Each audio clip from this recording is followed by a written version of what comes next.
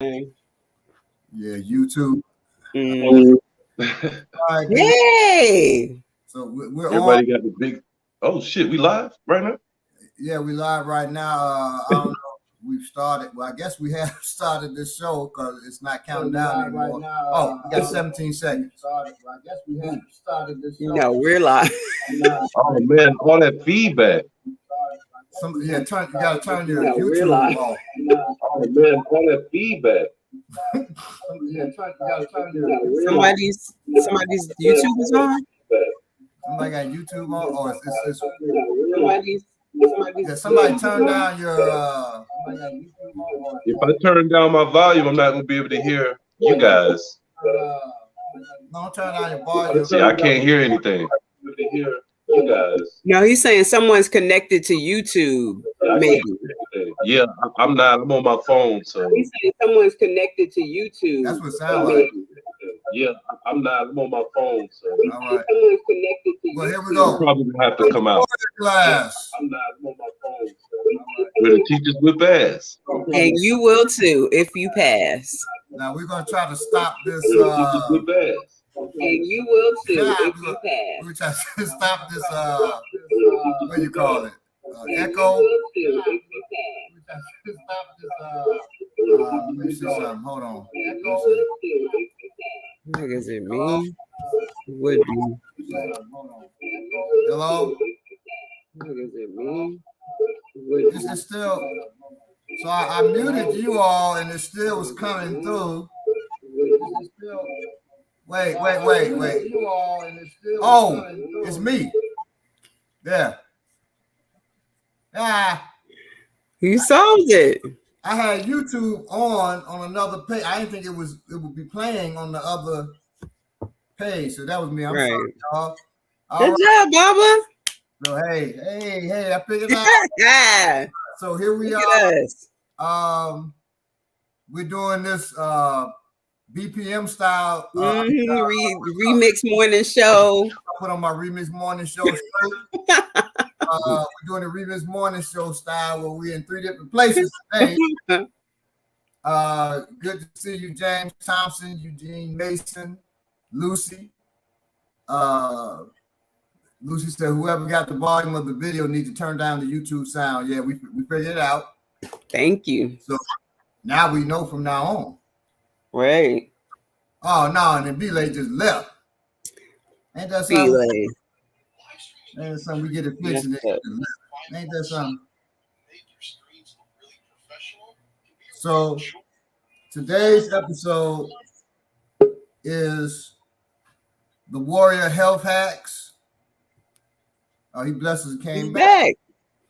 It's the Warrior Warrior Health Hacks, and oh my. Okay.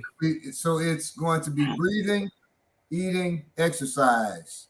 B, like bzz, breathing, eating, exercise, and we use the B because we want you to be healthy. We want you to be safe.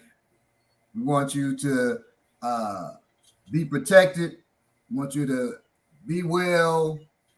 All those good B's. Okay, so it's breathing, eating, and exercise. That's the Warrior Class B. I don't want no absolutely non-violent philosophy around me. Well, you won't find that here, Norman Henderson, so you're in the right place. All right. Absolutely non-violent philosophy. We don't even deal much with philosophy. We deal with actuality. Yeah, bomb. We don't even listen to KRS-One over here. Not that song. My philosophy can't even play on this show. Not only will you two take us down because we but that's what that means. We ain't with my philosophy. Let me see what Warrior song does KRS-One have? Yeah. When you think about it, Yeah. Yeah. Are y'all saying yeah? Which one? Yeah, that's the name of the song. Yeah, what's yeah, that's what you see. That's what you say when you see a devil down. Oh yeah. You say yeah, that's right. One. I think that's the only one. But KRS-One, that's my man. But James Thompson said 100 guns. 100 Oh, guns. well, yeah. I got 100 guns, 200 clips. I forgot about that. Well, you know, what's the other one? When you got over 700 songs and you're supposed to be a revolutionary, you should have a More. More than two. I mean, stretch and whoop whoop. That's the sound of the police. yeah. Whoop. That's the sound of the police. You know, I mean, that's putting. But he ain't talking about whooping police ass. But he, I gotta give it to him because he did. How did he even get on KRS One? Philosophy. Mind it. I was gonna say now he did teach. He does claim to be the teacher, but if it wasn't for him, I wouldn't know all those black inventors back in the day because I used to use this song to be like, yeah, Granville Wood invented the walkie-talkie, and I mean, that's the same way I had to do. I had to do Brand Nubian like that to remember the album. I used to be quoting "Why Is That?" This song "Why Is That?" I used to quote that one too. Yeah, so he has helped me in my education. Yeah. So hip hop raised me. But anyway. So any news we got today? Not so much because I can't read from my phone right now to pull it up, so I'm gonna but I will say one thing that was really interesting to me is it's a lot going on in the news. We know that I'm getting away from the typical what we've been reading in all the news outlets. But I saw an interesting story where a guy was fired from Google. Did you guys see that? From saying that AI was sentient being. Yeah, he had leaked it that they had AI at Google that was sentient, that it was artificial intelligence, that it could think and feel, that he had logged his conversations with it. And he put those out on the internet asking the computer, like, how do you know these feelings are real? And the computer like, well, check my data. you can look at the data and you can tell it's real. But I thought that was really interesting because Google denied it and all of that. And if that's true, and he said they've had that for a minute, that they didn't even intend for it to be like that, it grew into that, then that could be some interesting Terminator Skynet ramifications in the future. I just thought that was really interesting. Yeah, definitely. This record heat is the real news, though. I'll keep it real with you.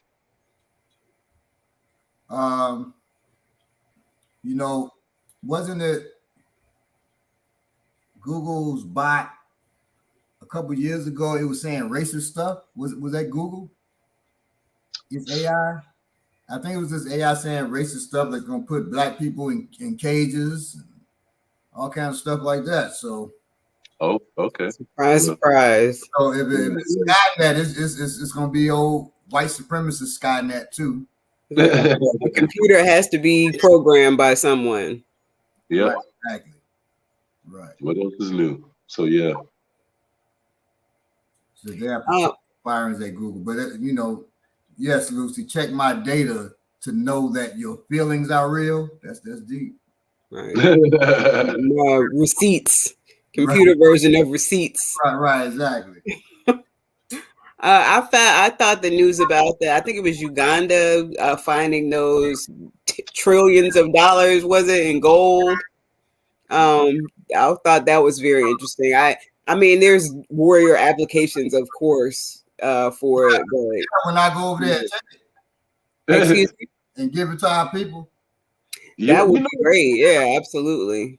I thought, from what I'm hearing, I'm sure we know they're going to get all the democracy that they can handle.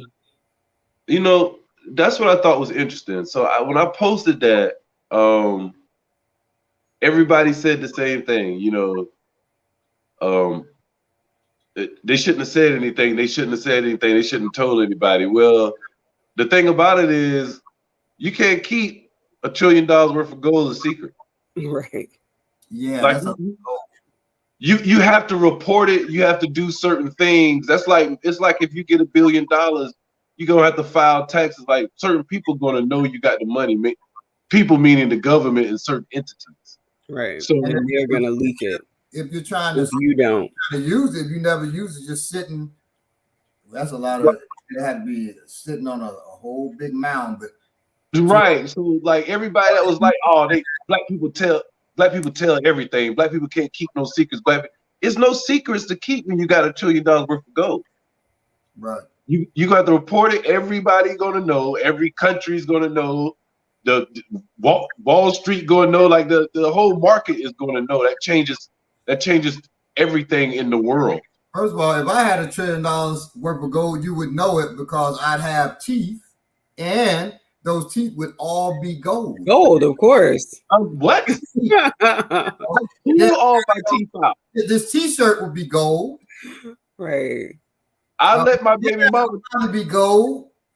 I let my baby mama knock all my teeth out,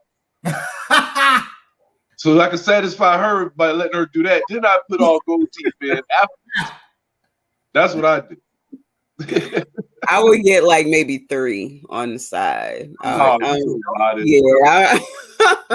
don't know if I would commit to the full. Irises would be gold. What? So you be getting like gold injections. Wow. Like you do the Brazilian butt lift, I'll be getting the Brazilian gold lift. My muscle, everything be gold. So, Trinidad. I'll be in there clowning. Hilarious. It is 1:11 for all you mystic numerology people right now. So everybody, please tune in. Subscribe, hit the like button, notification. But understand that as we go through, a news thing: the Poor People's Campaign is roaring live in DC today. Oh, so it's happening in DC. Thank you, so guys. The Poor People's Campaign. I'm sorry, I thought we was campaigning 24/7 all year round. I didn't know it was a special place in day that we were supposed to go to, so that's different. I don't know anything about that. And then we getting together and roaring today, but shoot. Yeah, I'm campaigning every day to goddamn bring down this capitalist society and bring some equality here. So I heard that. I mean, non-violently. CIA who listens. What was the absolutely non-violently? I didn't say absolutely. But don't get no surgeries if you're not going to add a weight program. And that's exactly what we're going to be dealing with today. You got to exercise and eat right if you got all that gold injected into you, for sure. What's the use? I mean, I can't my day. Who's going to have a chef and a trainer with me anyway, 24/7. Exactly. I got to be able to lift this Maltese Falcon I'm going to have on my wrist. Like Ghostface Killer, you know what I'm saying? All right. Anyway. Gotta be wearing, gotta have the muscles up. It just comes with the territory. For sure. Jane Thompson said, briefly, I started at around 18, combat boots, rifle, and backpacks. Now at 64 calisthenics and light weights that was hanging around here when house was sold. Cool. Okay. We are the most surveilled people on the planet, so there's nothing we do on someone else's planet that goes unseen. True. Thank you both for reading this and staying in the chats because I can't see them. So I appreciate you. The only thing about that, I don't know that I would say this is someone else's planet. I mean, we are the original people of this planet. This our shit. Right. It's just that they have the surveillance. Right. But that doesn't mean that this belongs to them. And most definitely. He said they said only we keep secrets from each other about what we see our enemies do. Now that's true. And I was gonna say about the gold and publicizing that might actually help them because shining a light on it, certain forces that are already going to be operating to try to separate them from that gold, at least, people are going to know about it. So when things happen in the news, it'll be obvious why they're being moved on. Whereas if they kept it a secret, people. In Right. Africa, they already ignore everything that goes on over there anyway. We're taught to do that. So, don't get comfortable with being out there as a form of defense. You got to keep it up. I'm sure many of y'all heard of William Cooper, who wrote Behold the Pale Horse. You will. Did that to be out there so they wouldn't kill him. And they just waited till the big hoopla about his book went down, and he's gone now. So, and they came at him, now give it to the white boy. He's going up his steps. They took they caused him to have an accident. He lost one of his legs. He's going up the stairs on crutches. They were coming to try to kill him. He hits the step on the porch, brings up I think an AR-15. He starts going, hitting them. So he took a couple of them before he left. They knew they couldn't let him get in the house because he got in the house. They couldn't do nothing with him. His house was so fortified and weapons everywhere and everything. So they tried to kill him outside, which they did. They killed him right outside his door. That's the thing too. He take years. Right. That's to speak to your point. Like, they went to his house. He had gotten to the point where he wasn't leaving the house like that.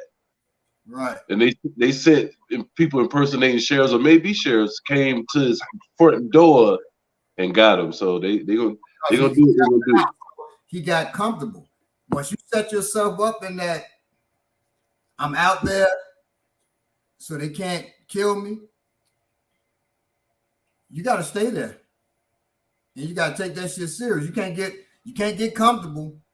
That's why going off the grid and everything, you have to be determined, and you got to know once you go off the grid, you're living a life of discomfort for the rest of your days. You can't get comfortable now because these folks don't play. They will continue to watch you because they can be comfortable. They just do shifts every day, like watching you 24/7, but they going home and relaxing and everything.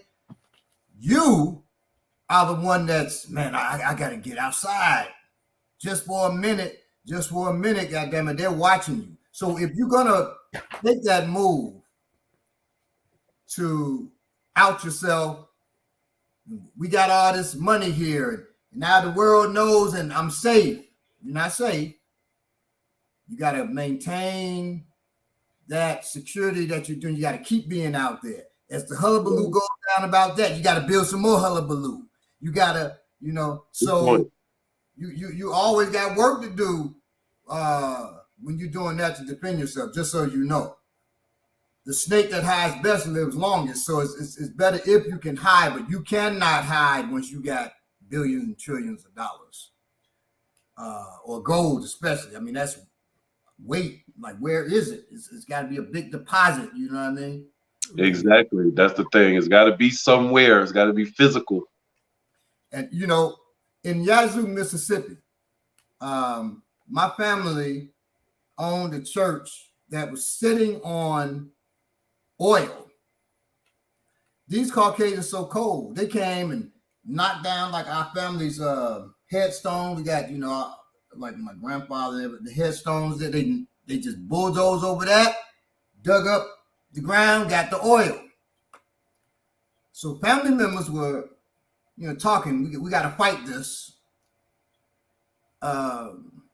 Only 2 family members were willing to put up the fight. Now, I'm the youngest of my first cousins. I'm the youngest in that. So, my first cousin's pretty old. Right. Only 2 people were willing to put up the fight. My cousin, Doris, and me at the time, I was 19. The 2 of us couldn't afford the state of Mississippi. All right. And I'm talking about the fight that would have really had to come. You're talking about oil. Right. The state of Mississippi and whatever company, was digging up the oil. So they just took the oil. That's how these bastards are. You got to be ready to go to war if you're going to protect. You're talking about large amounts, like large amounts of gold, large amounts of oil, stuff like that. You got to be, and I ain't talking metaphorically. You got to be ready to go to war. Right. Like Mobilize. that, you know. So it was like they just took it. They're gonna attack you with paperwork, and then after that, it's gonna get physical. You got to be able to protect it financially. You got to be able to protect what you have legally, because any holes they coming for, they can get it legally. They're gonna take it. If they can't, they're gonna try to take it another way. So you got to be prepared. So I hope you got. I just hope they like understand that it's something physical they're gonna have to protect. I look at the land that these people come together and is purchasing in Georgia, a little bit south of Atlanta, the 100 acres. Mm-hmm. And I sat in one of those meetings and when I waited, somebody invited me. I don't know. I was just waiting, everybody getting everything together, and I just asked, so what are y'all planning on doing about security? And everybody just got quiet. Wow. And I was like, yeah, I mean, you talking about, you made it public that this is black families going, you in South Georgia, black families trying to build with no infrastructure. You're going to run into issues, not problems, but you're going to run into issues. So we just need to make sure that we know how to protect what we love, man. That's just a big thing. That's across the board. I've been to different meetings where security wasn't on the agenda even. Right. Talking about, building a better world for black people. And security's not on the agenda. And people, see me coming out. Oh, here come the security man. You best be happy that somebody who knows what they're doing with that is there, because you can have all the wealth, all the health in the world, and you got no way of protecting it. It'll be taken from you. It'll be taken. I was invited to. It's a black vegetarian. I won't name it now, but it's a black vegetarian. I'm sure you all know who it is. Black Vegetarian Society that throws an annual event, and I got invited to the event by Stickman of Dead Prez, and they said, I want you to speak and everything about security. And so I'm down there, I'm talking to somebody, and they were like, oh, Baba, you here? I know you. I said, yeah, I was invited to come and speak about, Black Vegan Society, actually, to come and speak about security and everything. So it's a sister at the table, which is funny because now I'm cool with that sister. She didn't know me at the time, but I said, I was invited to speak, and she said, the hell you were. I said, excuse me? She said, you weren't invited to speak here. I'm the one that threw this, and I didn't invite you. I said, well, Stickman Dead Prez invited me. Stickman don't run this. I invited him to speak. He don't run. I said, okay, yes, ma'am. Well, no need for me to speak, because I had a table there, and I was advertising the coming of my first book ever. That's how you know how many years ago it was, right? Wow. So I said, okay, well, we'll just pass out flyers from this table at the table, enjoy the festivities. They had no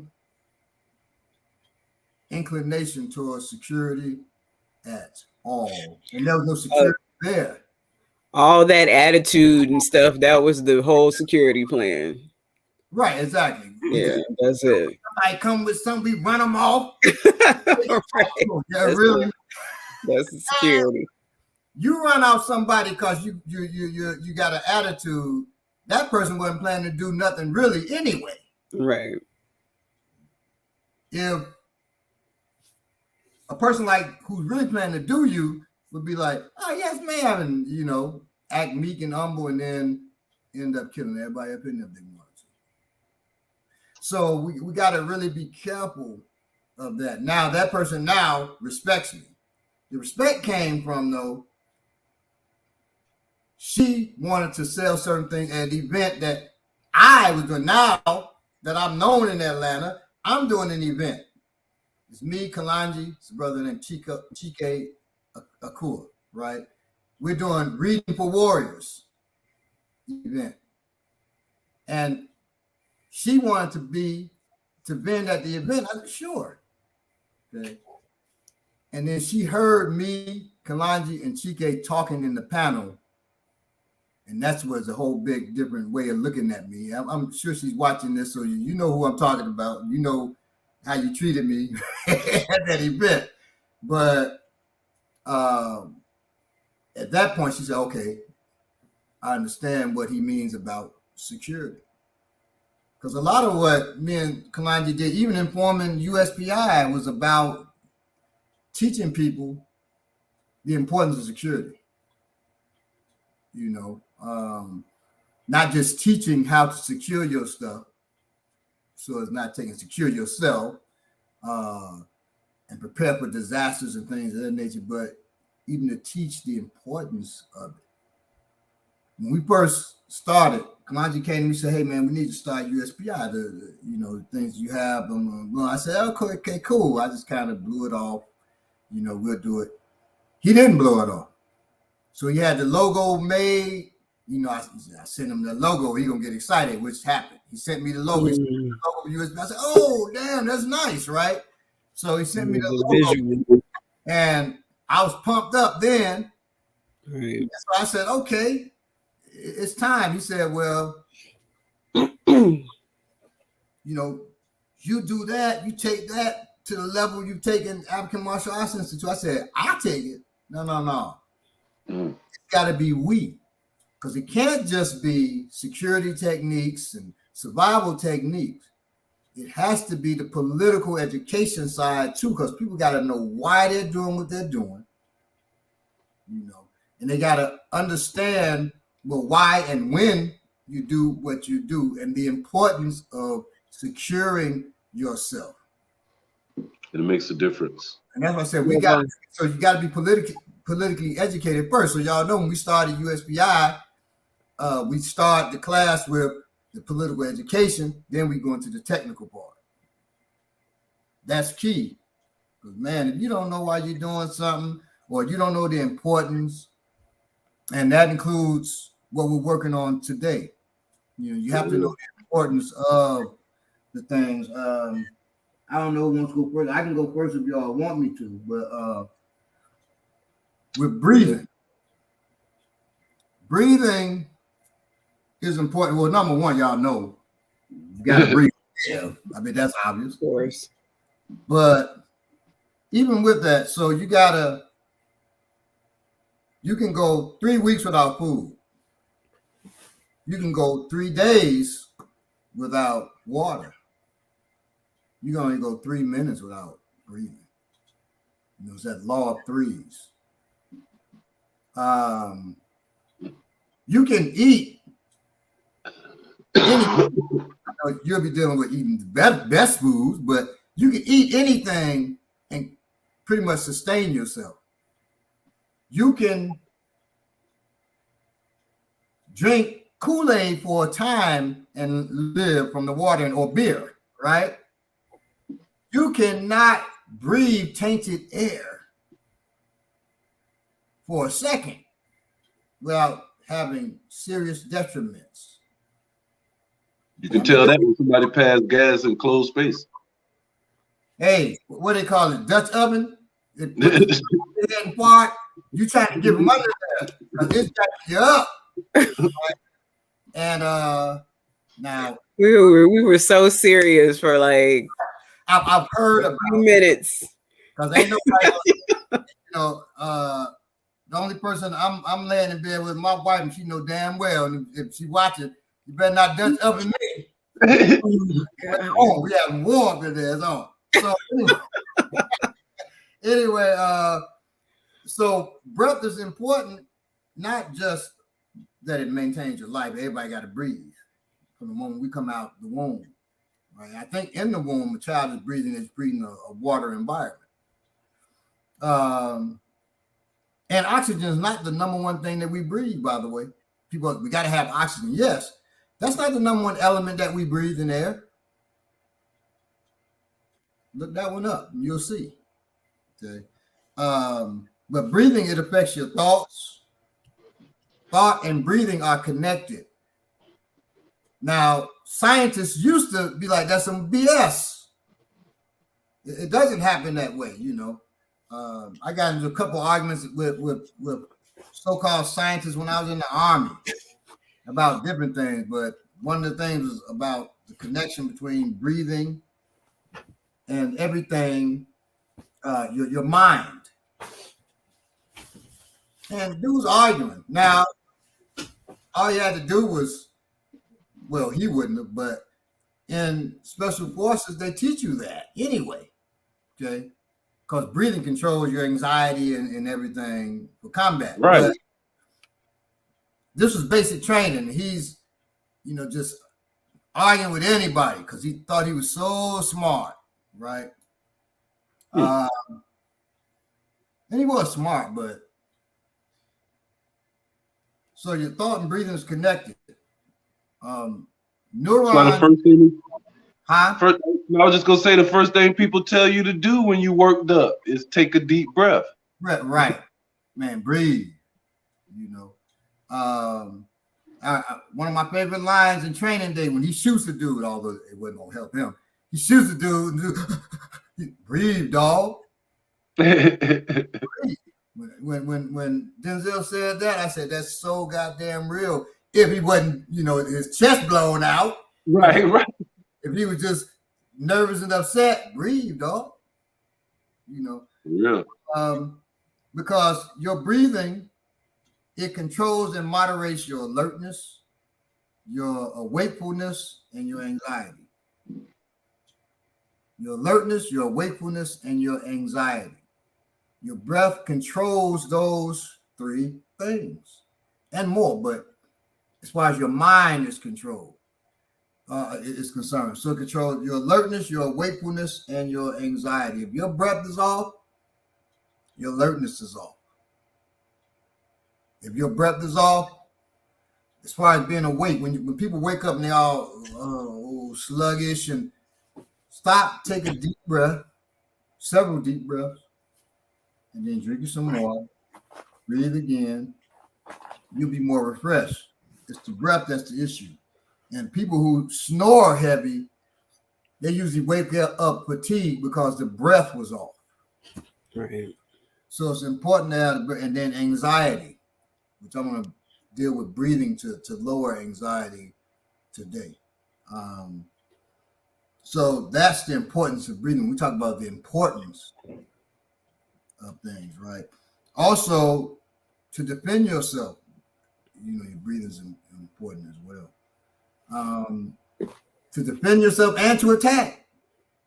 Breathing is very important. When you strike somebody, you want to strike as you exhale your breath. Okay. Then move off the line. The reason, so a couple of reasons why we move off the line. One is so I'm not an easy target. That's one reason. Another reason we move off the line, when I hit exhale my breath, and then I inhale, that's when I'm at, it's at my weakest point. So I don't want to be in front of you when I inhale. So I hit, then I move.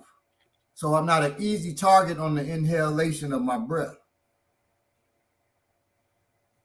That's important for you all to know.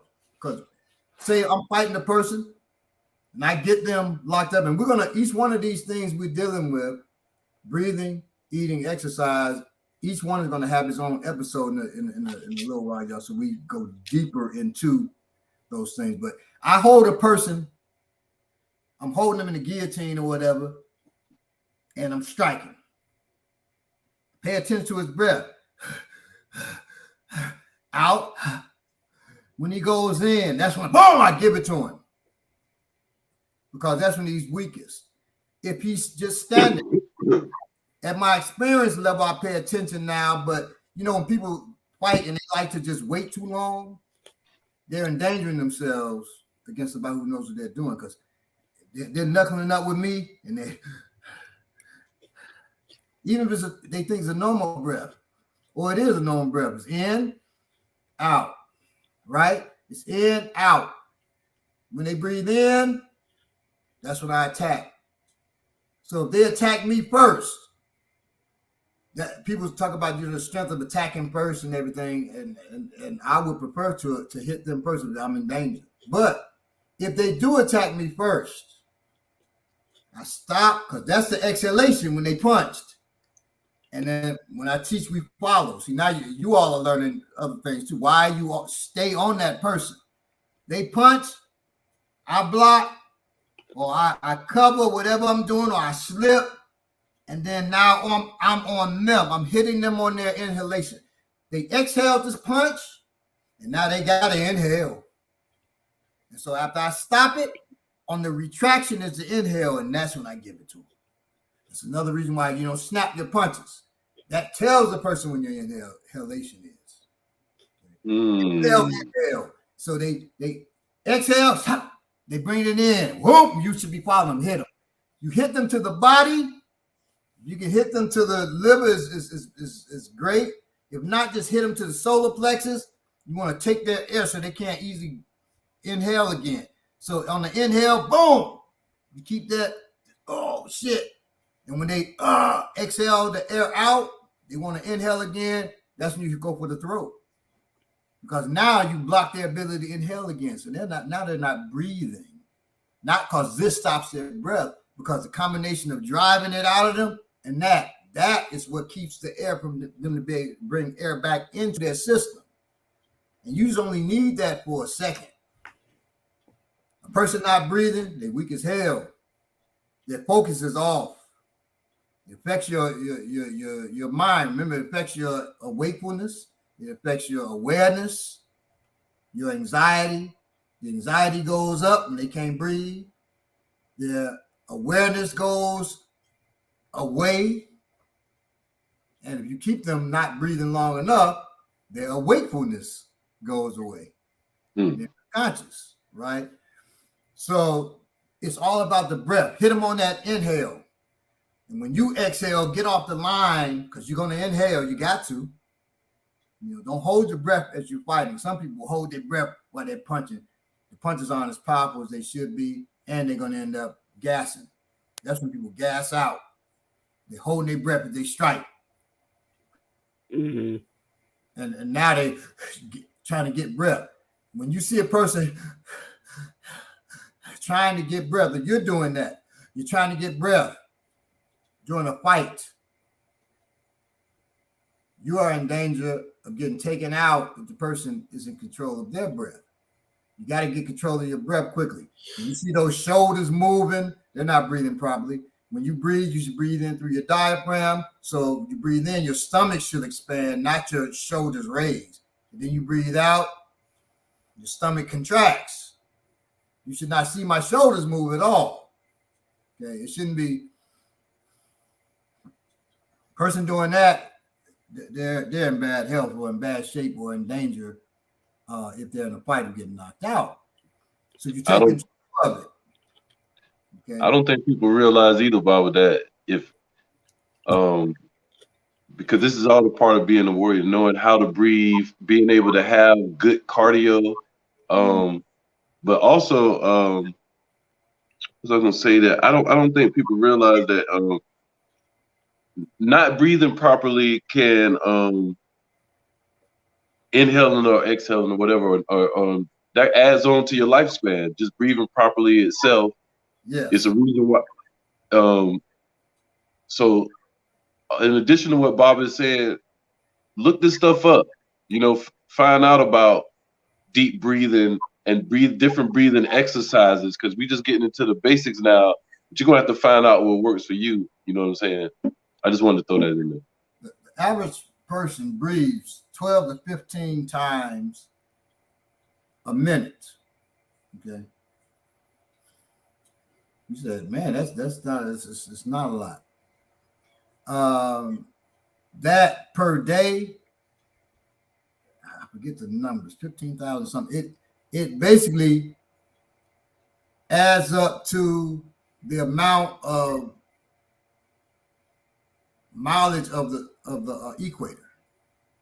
Wow. Because we equal. So there are people, there are traditions that can calculate your life by how many breaths you take. The less breaths you have to take, the longer your life. I remember learning about breathing as a young mother, or as a mother of a very young child, and how when you have a child naturally, hopefully, they're supposed to lay the child on you.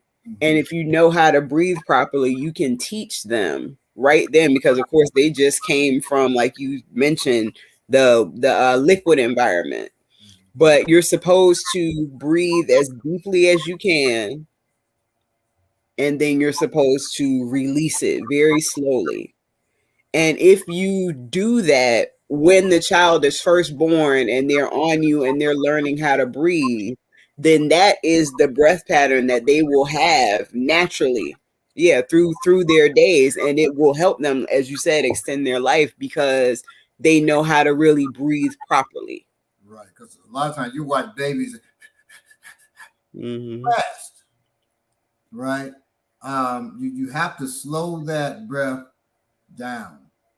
You gotta breathe real slow. When I went to the army, they had tested my pulse, which is in accord with your breathing. They were like, we got to touch your pulse again, because my pulse was so low. They couldn't understand. They're like, your pulse is 48. It's like, you're an athlete? I said, yes, I'm a martial artist. I've been a martial artist all my life. I teach, been teaching since I was 15. So they're like, that's it then. Because we only see this in athletes or people who are injured, got a low pulse. Now, if your pulse is too low, you can be breathing normally, and your pulse is too low that you're probably bleeding out or bleeding internally, right? And that can take you out of here. But your breath, if they were talking about, people who do yoga were saying if you breathe in, I think 9 times, your breath is 9 times as opposed to 15 or 12. You can live up to something like 150 years or something like that. 127 years, I think there's 6 breaths, 150 years. Because, ain't none of us breathing, 6 times. A minute, you're saying? In a minute. Nobody's breathing 6 times, it may be simple, but I don't think any of us on here is breathing 6 times. We're working on it. Damn. I think maybe when you're in deep sleep, you may be getting close to that. Some of us, maybe. That's being close to hibernation. Hell yeah, that's very close. Very close. Yeah. Long breath. There was a sister who I actually knew from. There's a store here called Seven Under, if anyone is familiar with Atlanta, and she was an elder. This was probably happened about 8 to 10 years ago, but she was in a house fire, and she practiced yoga and she practiced deep breathing, and she actually was injured in the fire. She got some fire directly on her skin. She got burned. And when they took her in the ambulance and when she was in the hospital, they were amazed at how calm she was, because she was used to breathing a certain way.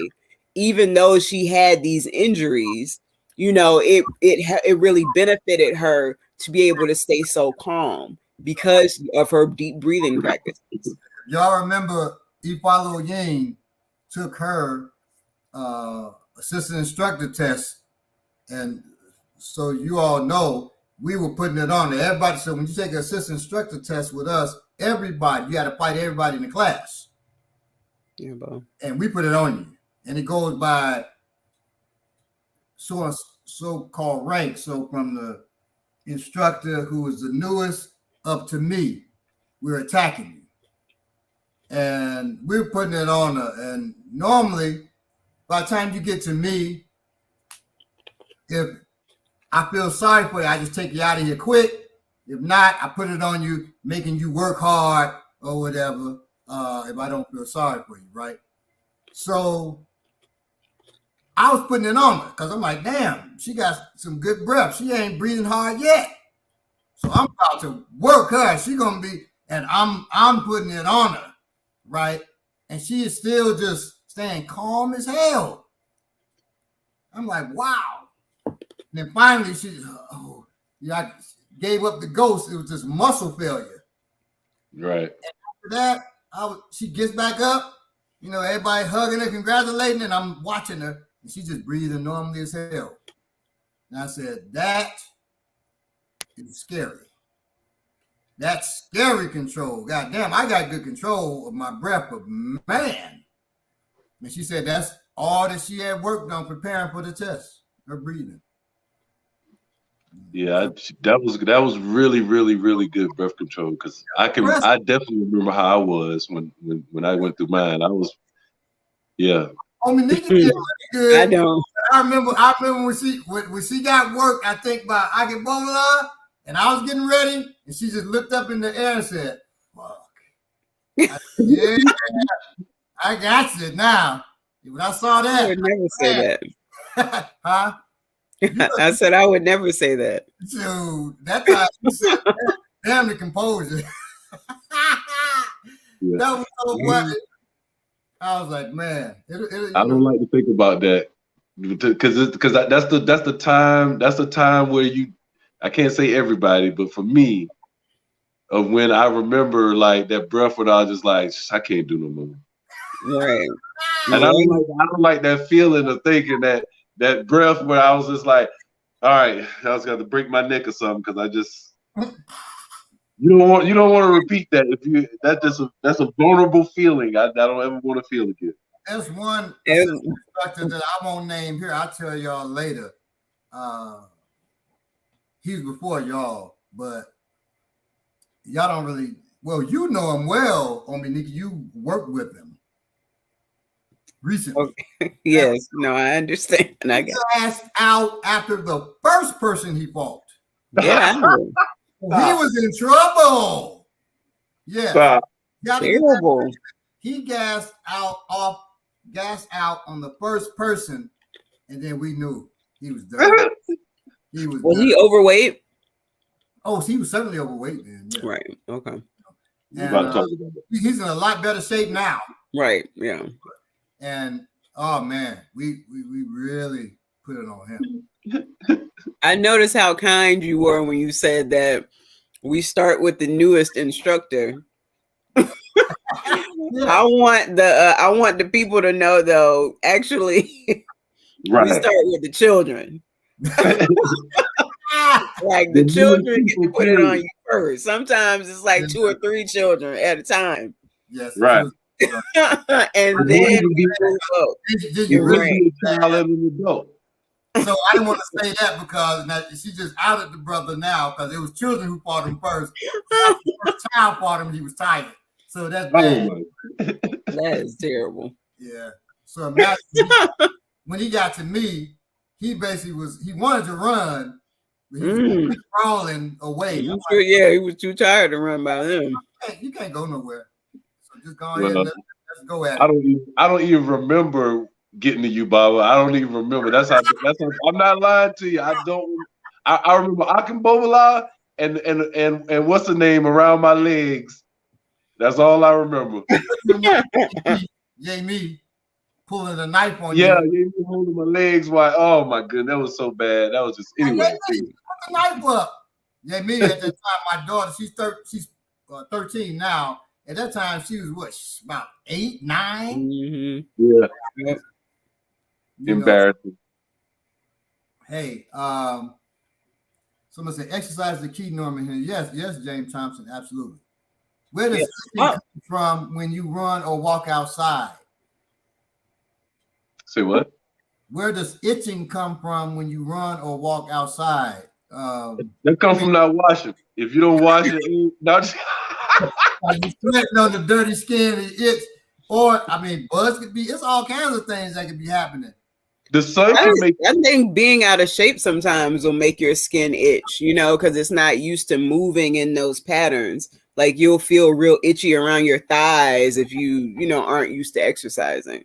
That's That's true. what they mean. Dehydration can do that. Yeah. Sunlight on your skin, that if your skin hasn't been exposed to the sun, that can make you itch. Yeah, some people say, Norman Hill said, I itch from vegetation around me like this time of year. That too. That's topical stuff, but that stuff in your body that can make you itch. Right, that's true. That's another thing. There's something else. I'm sorry, go ahead, Beeline. Who? Use some shea butter, they should be all right. We do. Baba does not advocate the use of shea butter. Yeah. I advocate use of shea butter. I don't advocate being shea butter. Speaking of shea butter, there's something I wanted to address that I saw a few times in the chat. Baba actually mentioned something similar, but I'm seeing a few times people talking about the average person when they're talking about engaging with someone. Someone mentioned the average teenager can't handle them. Someone else said that the average person can't take a punch, I think, to the solar plexus. One thing that Baba teaches us is that we do not train for the average person. We call that training for the sucker. Right. We don't train for the average person. We train for someone who is trained. And I only mention that because that's part of having a warrior's mindset. So since it was mentioned, I just wanted to make sure I put that out there. Yes, average person. This is a person I wouldn't bother training for. I hit an average person one time, right? We were fighting. Well, he was actually attacking a woman, and I jumped in it, right? And normally I jump in, I'll just talk the guy down, but just his energy, like he was just so tough. I just went right in, boom, hit him in the stomach. He shit on himself. And then I hit him again. He pissed. Then I said, and he already spit in the woman's face, right? So he's on the ground. I said, you just spit, pissed, shit it. All you gotta do is come. You done goddamn got rid of all your body fluids. What about sneeze? Well, spitting, and stuff come out. If I thought about that, I'd have made him sneeze too. Oh wow! I was like, I wasn't gonna make him come. I wasn't gonna do that. I wasn't gonna go that far to make him lose all his body fluid. I'm like, I think that goes without saying, Baba.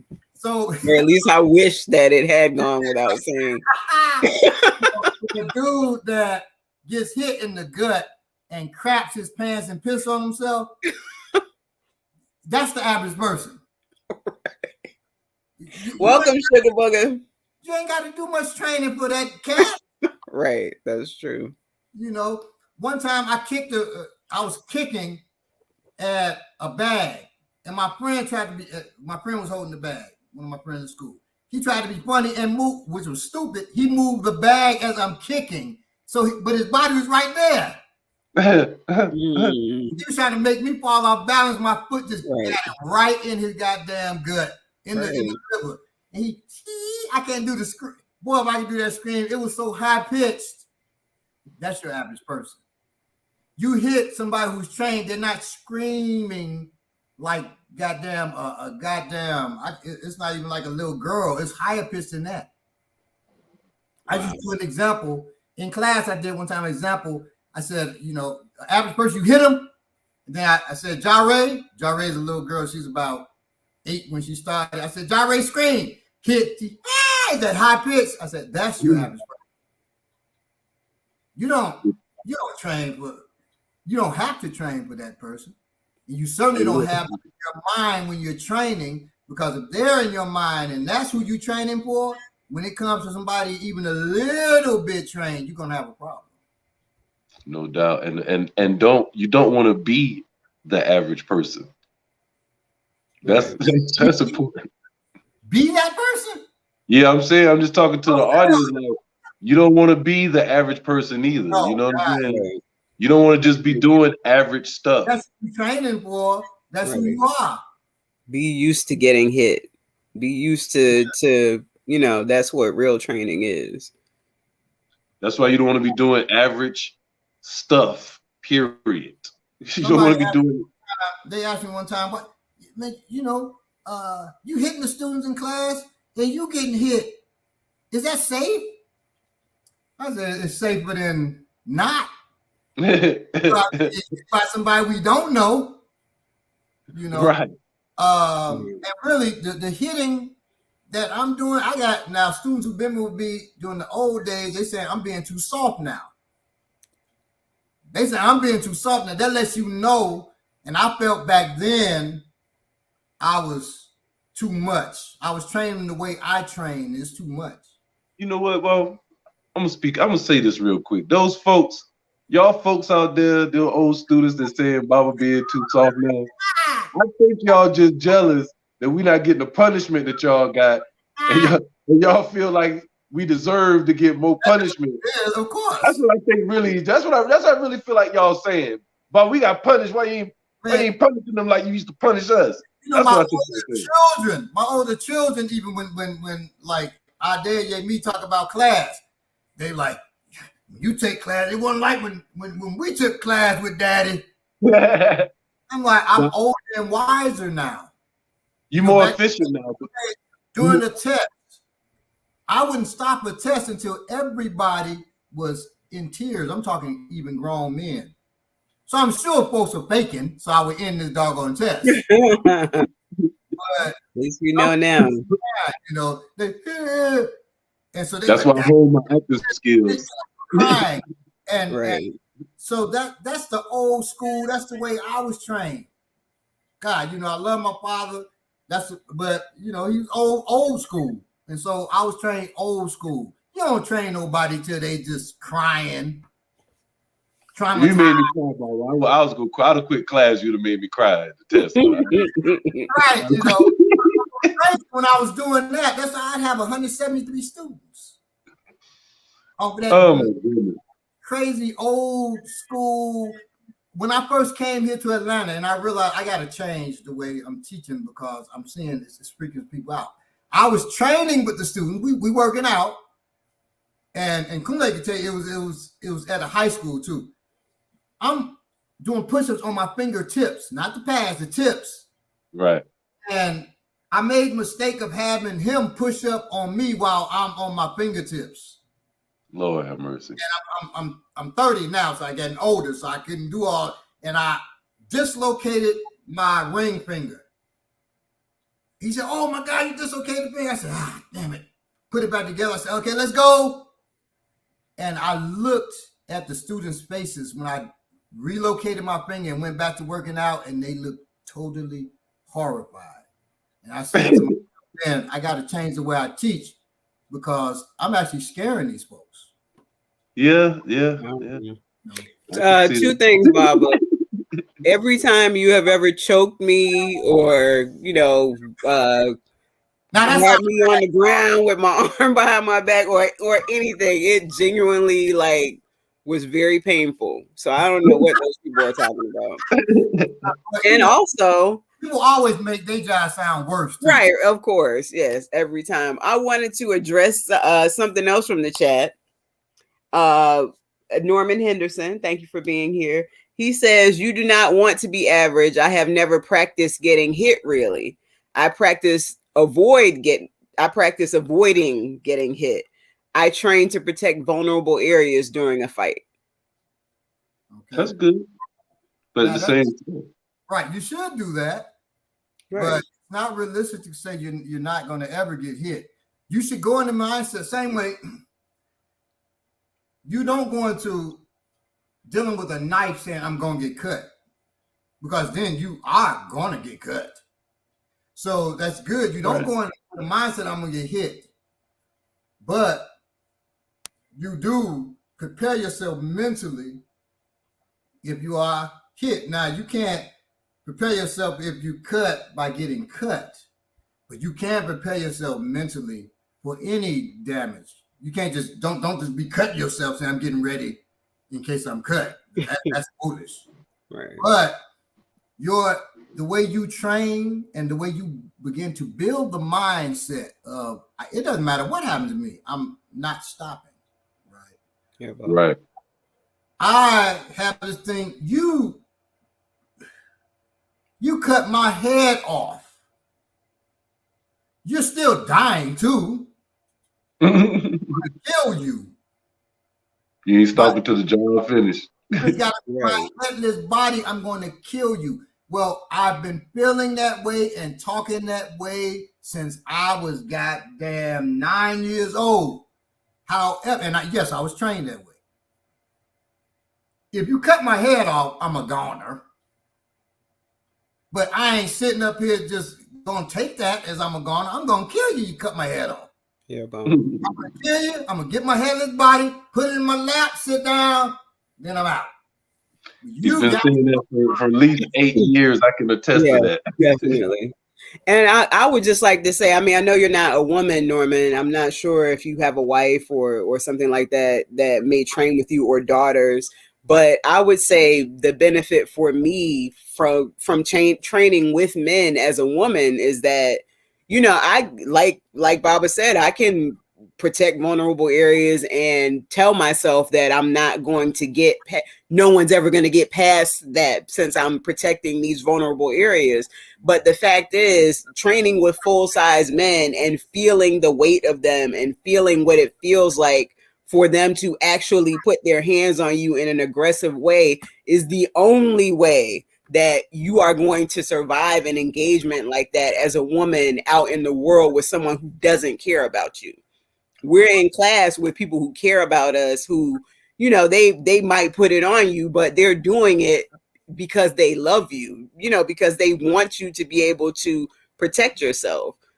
So and that goes back to breathing, because when you do get something put on you and it's never been put on you, your breathing is going to be off because you're going to panic. You got to adjust. Got to. You know, Belay was with me, I believe, when one of the students said, you know, hey, I want you to, you know, put it on me the way you would put it on somebody on the street. And I said, you really don't want that. It was a sister. She said, yeah, yes, I do. So I said, I'm not gonna put no choke on one of my students, male or female, the way I put it on somebody on the street. So I said, okay. And I covered her mouth and nose. You were in there, right? I think so, yeah. I wasn't there. And the mental reaction. Oh, right, yes. Because I went into my combat mode in my mind while still controlling what I did. The energy change. So, right, I said, you really don't want that. And she said, yes, I do. And I went into it. And the way I was speaking, the way my energy was, she felt it was a whole different thing.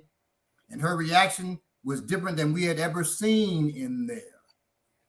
You don't want, so it has to be gradually built. You don't want it immediate when you're not ready for that level.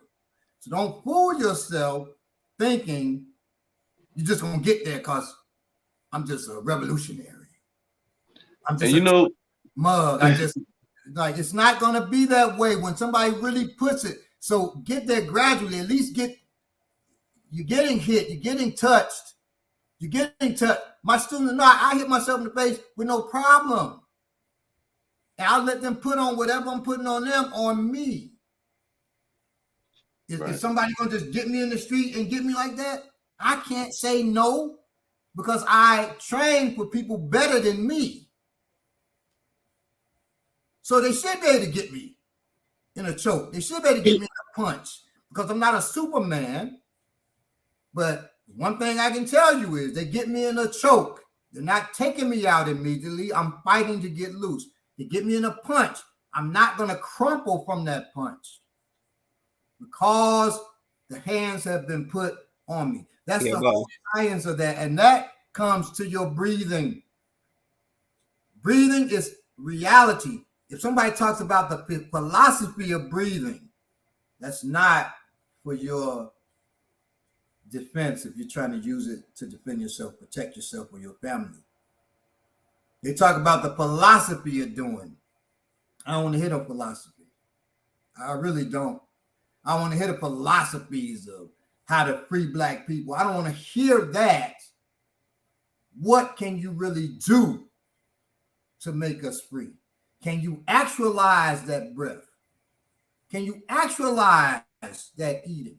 When I first came here, I was teaching a workshop, and a professor says to me, teach them about how we used to eat in the ancient days. Because he had been pushing vegetarianism and veganism, right? I said, in the ancient days of Africa, you're talking about warriors, because that's all that's where my expertise lies.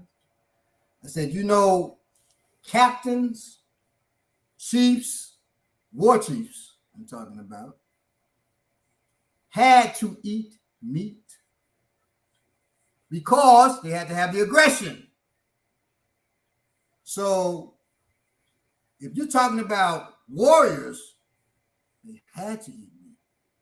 You're not going to find anywhere in any culture historically where the warriors did not eat meat. Now, what I tell my vegan students is, cool to be a vegan, but don't get religious about it, because if you gotta survive and there's nothing else, you're gonna have to eat meat or you're gonna die. B-Lay can tell you. He said, well, we grow some vegetables on the roof and all of that. And I said, well, then you best be able to protect it, because people can see that. And they're coming for it. And if they succeed in taking it, you still got to eat now to get your shit back. But they've taken your vegetables, so now what do you do? Okay? So don't get religious. Just know, veganism is great, especially in this environment we live in. They done poisoned the meat so bad that you should be able to grow your own food and eat that way, right? And y'all know, certain times of the year, I go vegan for a month or whatever, right? But don't be religious about anything you do except for breathing, eating. Let your wings be open. Right. Because you got to survive. You got to survive. But I'm not attacking veganism. I'm attacking the mindset of veganism as a religion. As a religion, and as attacking eating otherwise. Right. Because I'm not advocating to be no meat eater either. I'm advocating, goddammit, to survive as a warrior. Do what you have to do to survive, and you're not stepping on other people. Some people who are warriors, they don't care. They'll step on other people too. As an African warrior, you have to have some type of morality. You're not a soldier, you're a warrior. So what's the difference between the soldier and a warrior? Is the soldier is paid. Okay. The warrior acts out of loyalty to, fealty to, whatever, to an ideal, not a philosophy. There's a difference. An ideal. Okay. And what's the difference between ideal and philosophy? If you say, I think we should give our lives, put our lives on the line for this, I say, shit, bullshit. Because you start off saying, I think we should. Yeah, you're philosophizing.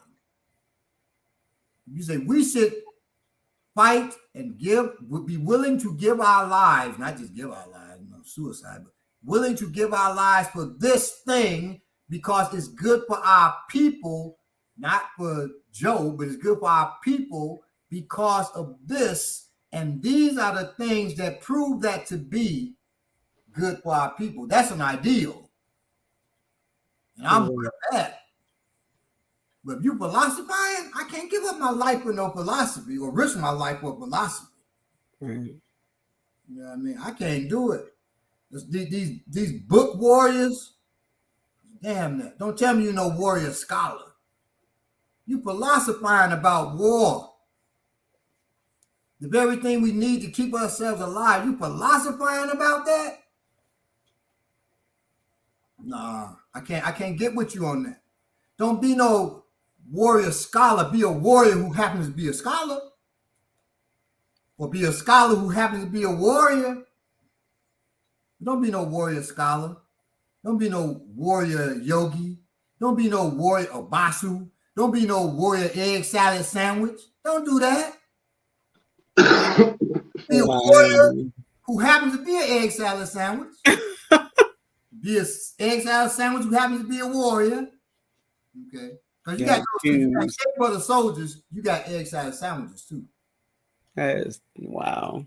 We know Shape Brother soldier dude that, just he talking peaceful and walking around with stick and sandals and chewing his mouth and talking about he gonna fight with some capoeira. That's Shape Brother soldier. Egg salad sandwich, motherfucker. That's that motherfucker just sitting, and because he's been playing UFC video game and Call of Duty, he think he can defend himself, his community, and his people, and his family. That's an egg salad sandwich. Soft like tissue. Shit, yeah, he's soft like tissue. Egg salad sandwich on white bread too. You know how whack that is. No nutritional value. No nutritional value.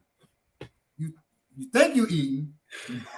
Oh boy. But anyway, so that was my whole thing on breathing. They all go together. Breathing, eating, and exercising, but they definitely all are connected. Yeah, most definitely. They all are important to surviving and protecting yourself. Yeah, I wanted to speak one and I don't want dude to think we're attacking him at all. The guy that was talking about training not to get hit. Because, I just wanted to add on to that. One thing I wanted to say is that I understand what he meant, and just like Baba said, I said, that's good to do, but at the same time, like we're talking about, not training for average people. I've been in a lot of fights. I've been jumped a lot growing up. I never been hit in the face. You know what I'm saying? I never been. I used to carry that as a badge, a trophy. Tell people that all the time. You and the first thing say what? You've been hit in the face in class.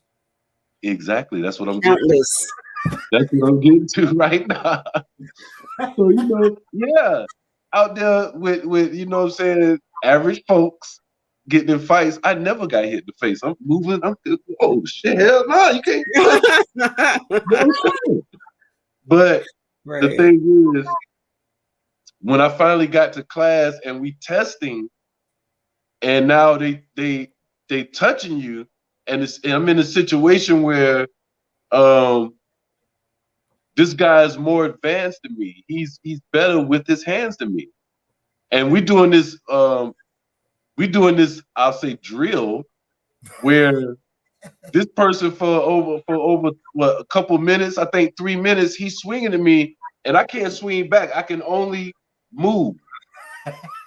You know what I'm saying? I can't punch back. I can only, I could slide. I can't touch him. I can't put the hands out. I can only move out of the way. And that's the end of the test. After I'm tired, my legs don't want to work no more, and all that stuff. So you don't want to. My point I'm getting at is, you definitely want to be touched. You want to have people put their hands on you to a certain extent. Yeah, so that's practical application. Right. You want that to happen in a controlled environment, like Amaniki was saying, before it happens out there and you caught. Because if you've never been like me, I never was hit in the face like that. And then the first time somebody in class, they're not swinging, nobody's swinging at you hard, all of that stuff. But still, if you've never been tapped, on the face, then you don't know how you're going to react to it, and that's important. So now, fast forward 6, 7, 8 years later, if me and somebody squared up and we doing something, and they hit me in the face, I may not even pay attention to it. Right. I'm focused in on what we got going on right now. That's where you want to be at. And I'm not training to get hit in the face. You go home later wondering what the fuck. Why am I? Yeah, hurt? I was gonna say maybe no one's hit you hard. I've been socked in the jaw. Somebody has bloodied my mouth, and I was laughing about it because I was used to being hit. Right. It gets to that point, and that's where you want to be. Now, we do train to not get hit. Right. We actually train somebody punch, and the objective is to not be there when the punch comes. That's what we train at. But it's going to be those. It may be an incident when you're not moving as fast. You're tired. You're fatigued. You just ran a mile, and now you get into it with somebody. Or you're moving very fast. That person may be fast, or their timing may be better. Right. They combat speed. So, but the beauty is you're not getting your guard up the way you need to be. As long as I've been training, and I'm fairly fast, and my timing is great, I'll go home and say, "Damn!" Or even in class, say, "Oh, okay, you got me right there."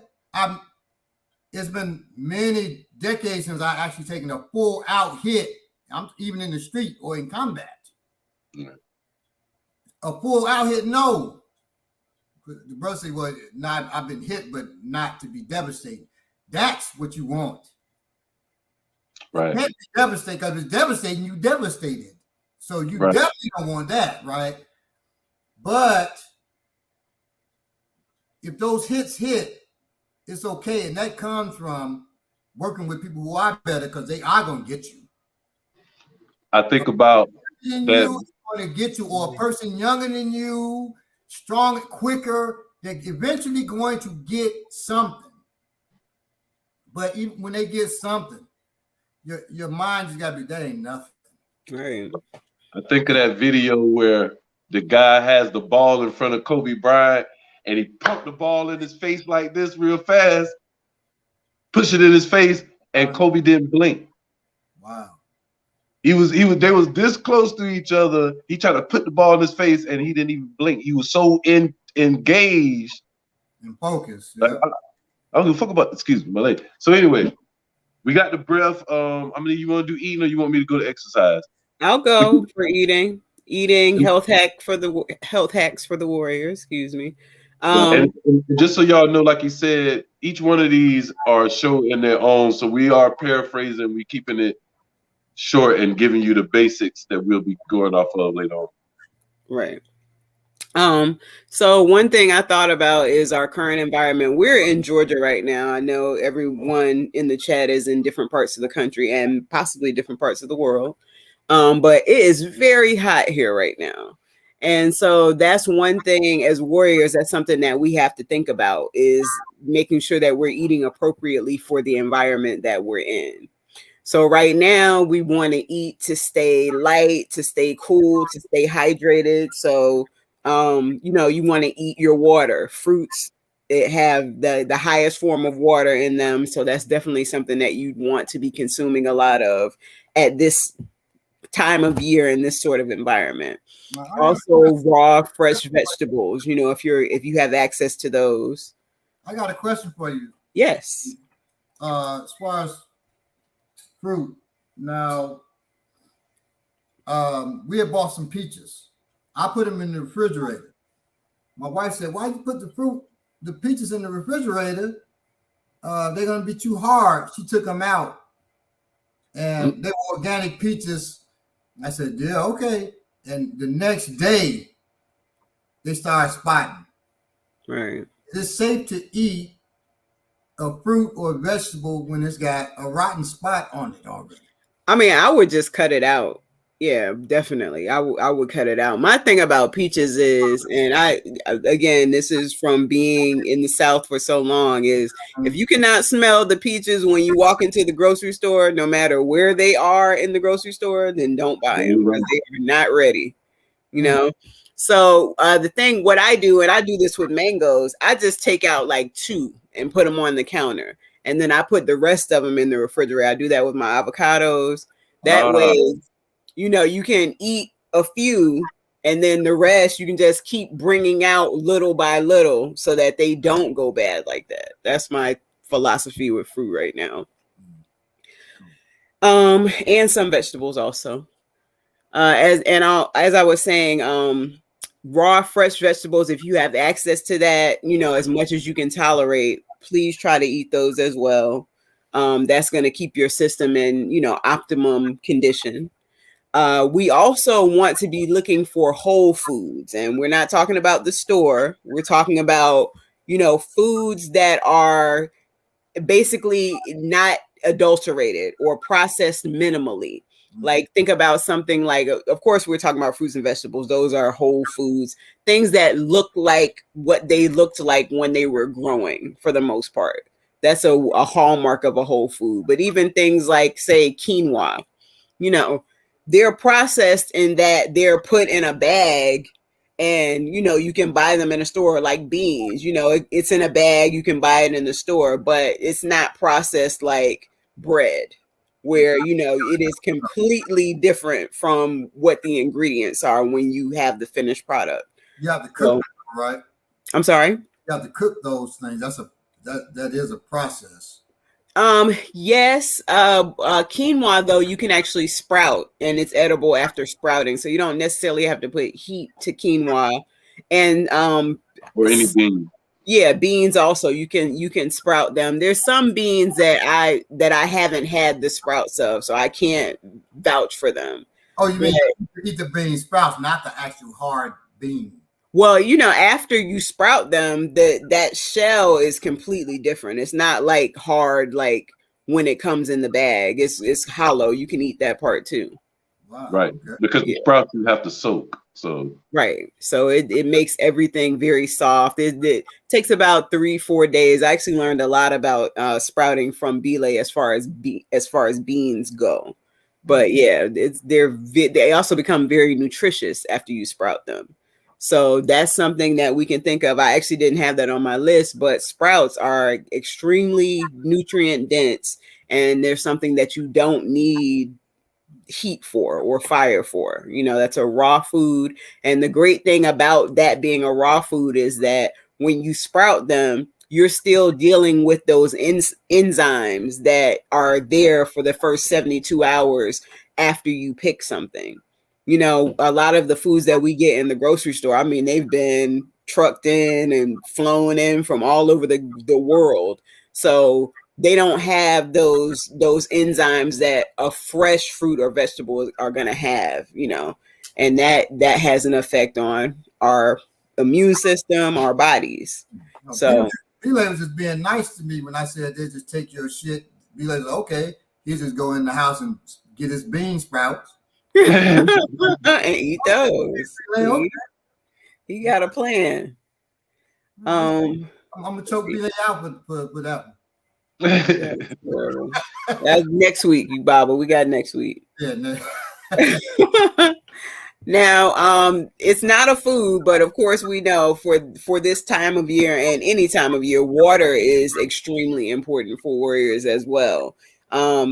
Water is also extremely important for proper digestion of your food.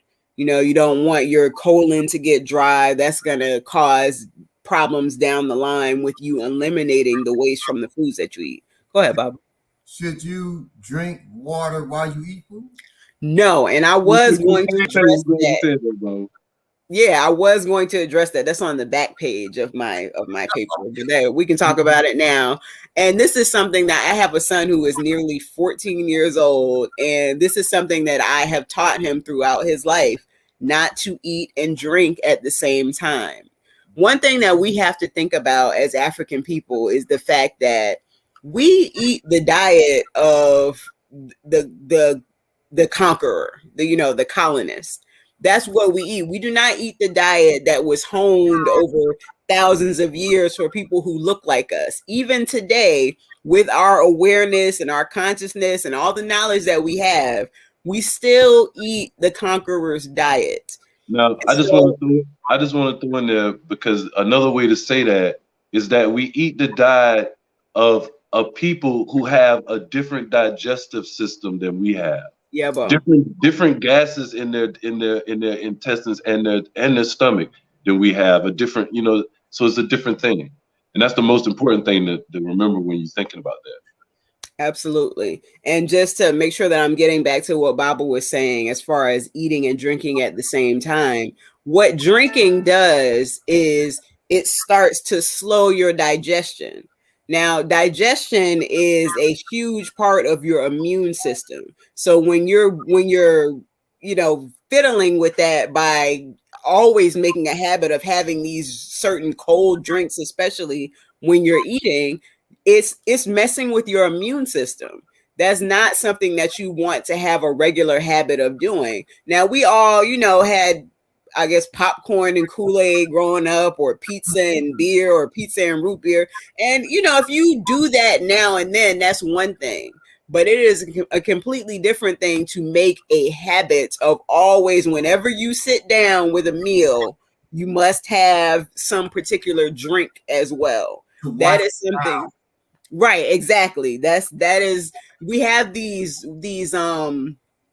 tropes, and these different slogans that we say that have no benefit for us whatsoever, and that wash it down is one of them. Like that's your food does not need to be washed down. You just need to make sure that you chew it the way that you need to and let it go down. And then the drinking takes place throughout the day, but not necessarily while you're eating. So thank you for asking that question, Baba. That was a great question.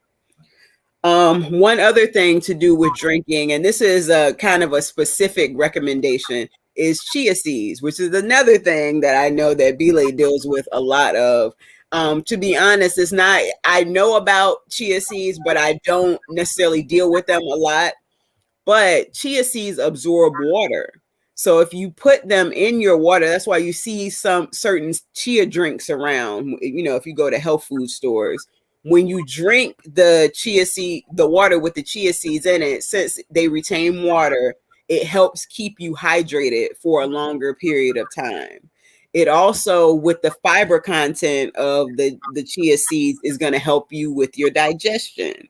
So when it's time to pass through your system, it's going to help other things that are in your system kind of come out there.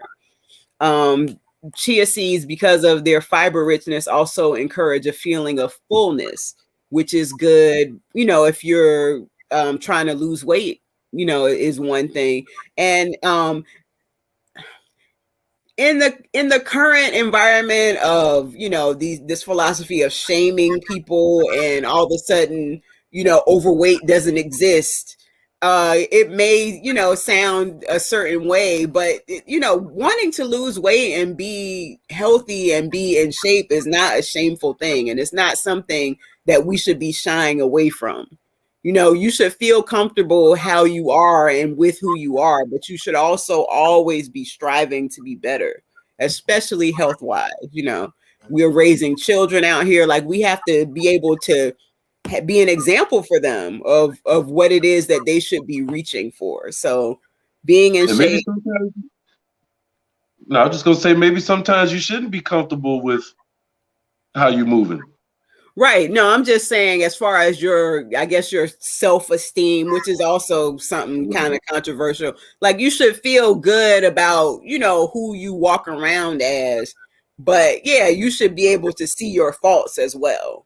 Right. Love yourself, but love yourself enough to, to change, to be better. Right. Absolutely. The way, a lot of, I'm still fairly young, but I've been here half a century. Damn. Sorry. The stuff I've seen is even in the martial arts world, man. I really kind of think that's where it started. They were martial artists for business reasons. Started teaching, don't push the children. If the child can't do a punch properly, you encourage them on the punch that they're doing. If they can't kick properly, encourage them on the kick that they're doing. Well, yeah, that's if you just throwing a belt at them. You're a black belt factory. You're Right. dojo. But if I'm teaching you to defend yourself, Right. I'm remiss if I don't teach you to punch properly, and then you break your fist. Right. By trying to or dislocate your wrist by trying to punch. Yeah, both. All of that shit, man. That's foolish. And I went to a friend of mine's school, and he had, mainly black students. He had one white student, and the boys' coordination was terrible. And he just messed up. All right, Bobby. I said, dude, you're coddling to him to make him feel comfortable. But Bobby, after a while, is going to hate your guts when he realizes everybody else is able to defend themselves in a realistic way. Bad, because all you did was coddle them. Right. That's real. I didn't coddle my children when they train. Y'all know I say, all right, don't hurt my baby now. But everybody knows it's a joke, because when I can bubble like this with Yay Me, I know she's going to get thrown around. I know I can bubble even when he's trying to hold back. He's so strong, you just getting slammed. I can bubble is the one who busts me in the jaw. So I'm like, look, don't kill my baby, but hey, I still want him to be here. But put that work on him. You know what I mean? Right. I can't. And when they get with me, will knuckle up with me sometime when everybody train. I say, okay, let's do it. I'm going to work her because I don't want her years down the road when she go off to college. She's in high school this coming fall. I don't want her in a position where some boy, when she go off to college and we not here, she out of town, and some boy does something and she can't defend herself. She thinks she can. Then when she's really faced with it, she can't protect herself because I taught her bullshit. Right. So she feel better about herself. Come on, man. You feel better about yourself by putting in the work and actually being able to do. Yeah, bro. You think feel better when you're getting coddled. That's that self-esteem thing again. Yeah, and that's instant gratification. That don't last, Right. I think about my mom back when I was, I don't know, I must have been 9 or 10 years old. And one of my older cousins, I asked him, how do you pop lock? So he was like, man, all you do, he did some old dumbass shit. And he did, so he taught me some bullshit. And I went and showed my mom. And I'm just doing some old dumbass shit. And my mom was like, oh my goodness, that is so beautiful. So she calling her sisters over, everybody watching me. I think I'm killing it. You know what I'm saying? I'm not bullshit. I think I'm killing it.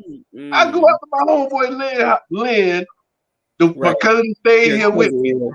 I go to Lynn, I'm like, Lynn, I'm killing it, boy. I learned how to pop with my other cousin. And Lynn look at me like, man, what the hell you doing? He's like, man, I ain't popping. I don't know what that is. Right. I was like, you tripping, bro. I'm popping. I'm killing it. He's like, man, you are not popping. I went to my other cousin. He started laughing at me. Boy, I was so mad when I went back to my mama.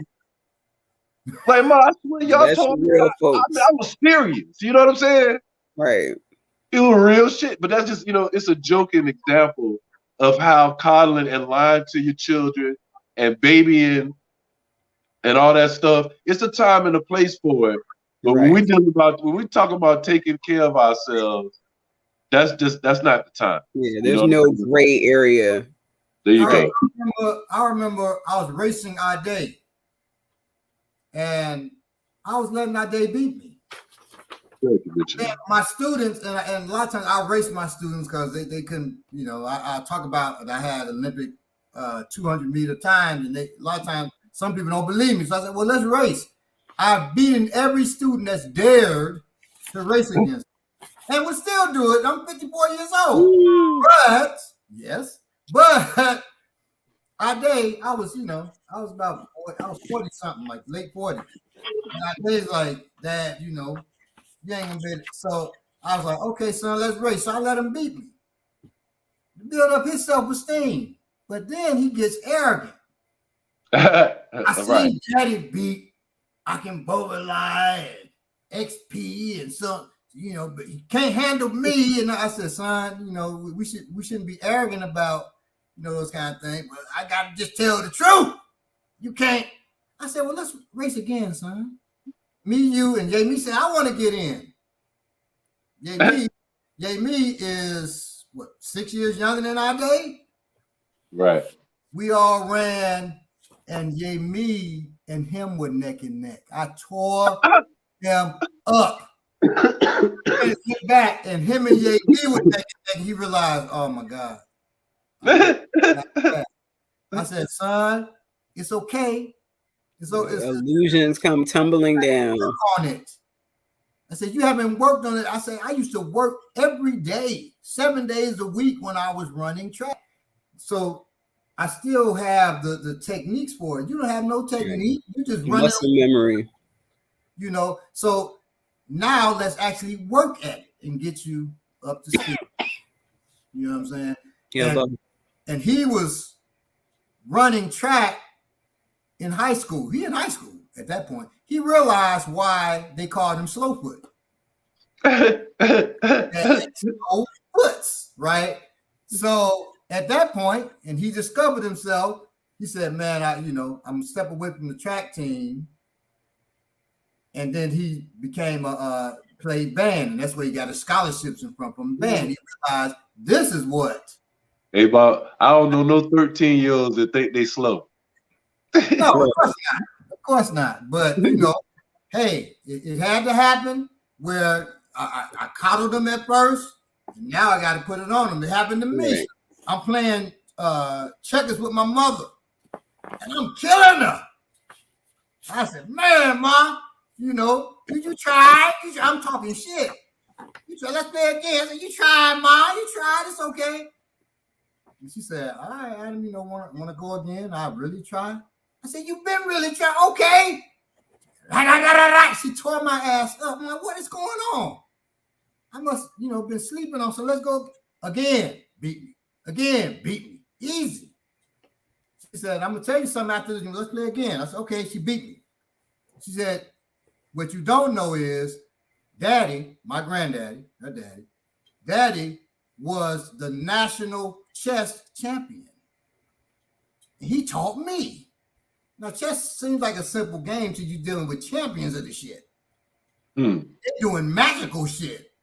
But they setups, right? She said, it started from the first move that you make. I know I got you beat. And then I said, well, why didn't you tell me in the first place? She said, because I wanted you to feel good that you were winning. But you were, doing too much. So I had to teach you that it's more important to be humble than to be better than somebody. Be humble and be great at what you do. And that's why the way I approach martial arts, even, I'm not being self-deprecating when I say, hey, you great. I'm old, slow, tired.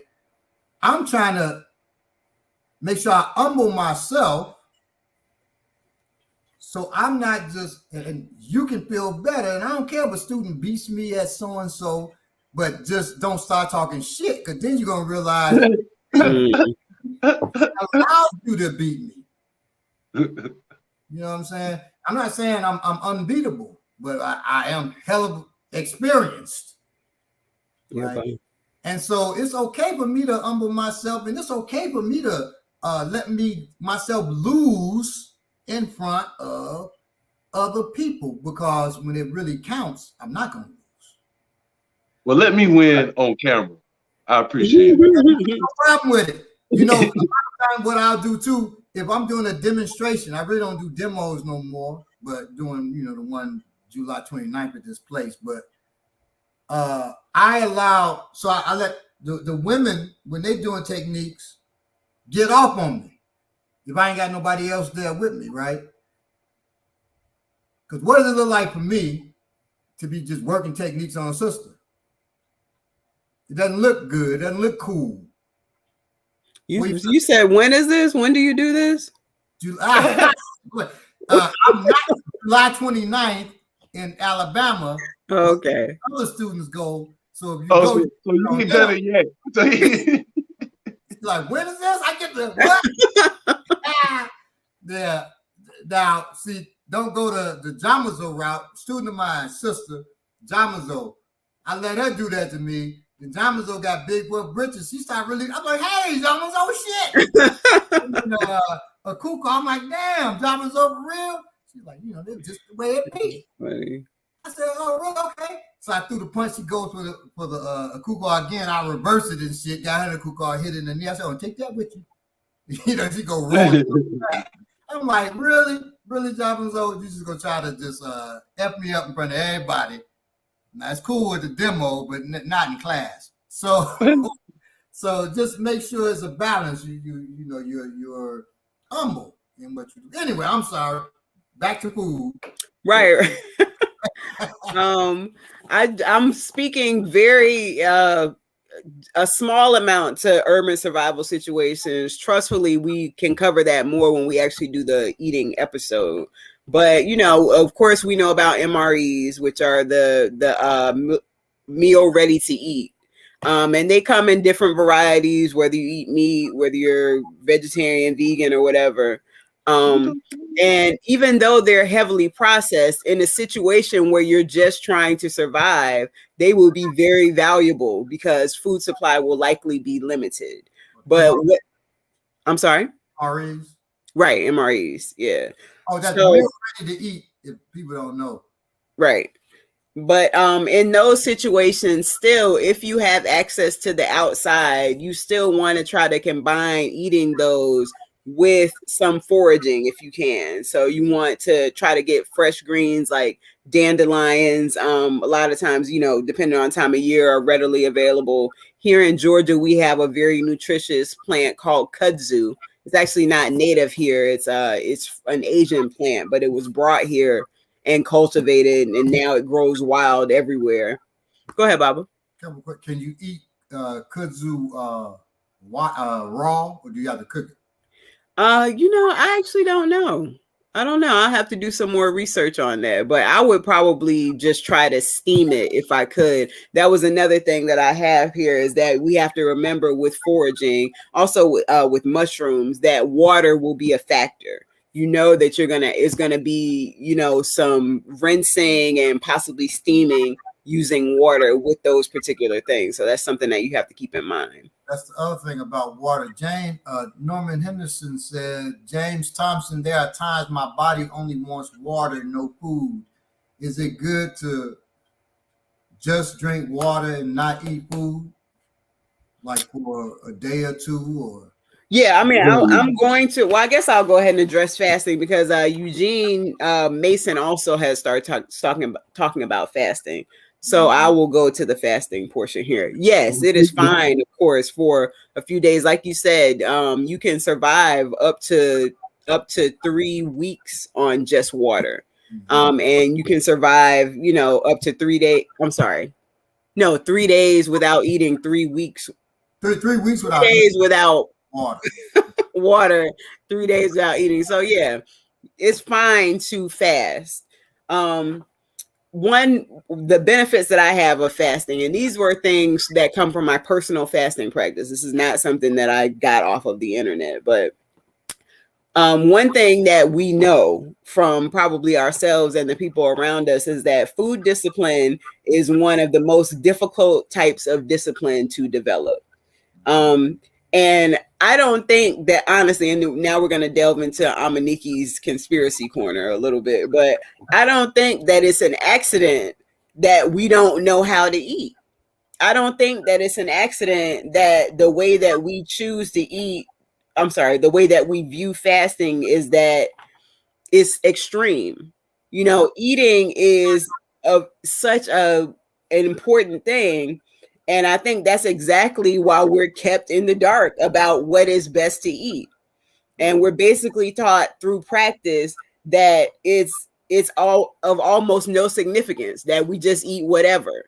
You know, we constantly, if you listen to the news, the news, you know, so eggs are good, eggs are bad, cholesterol is good, cholesterol, you know, it's constantly these mixed messages coming to us about what things are okay and what things are not okay. I don't think that that's an accident.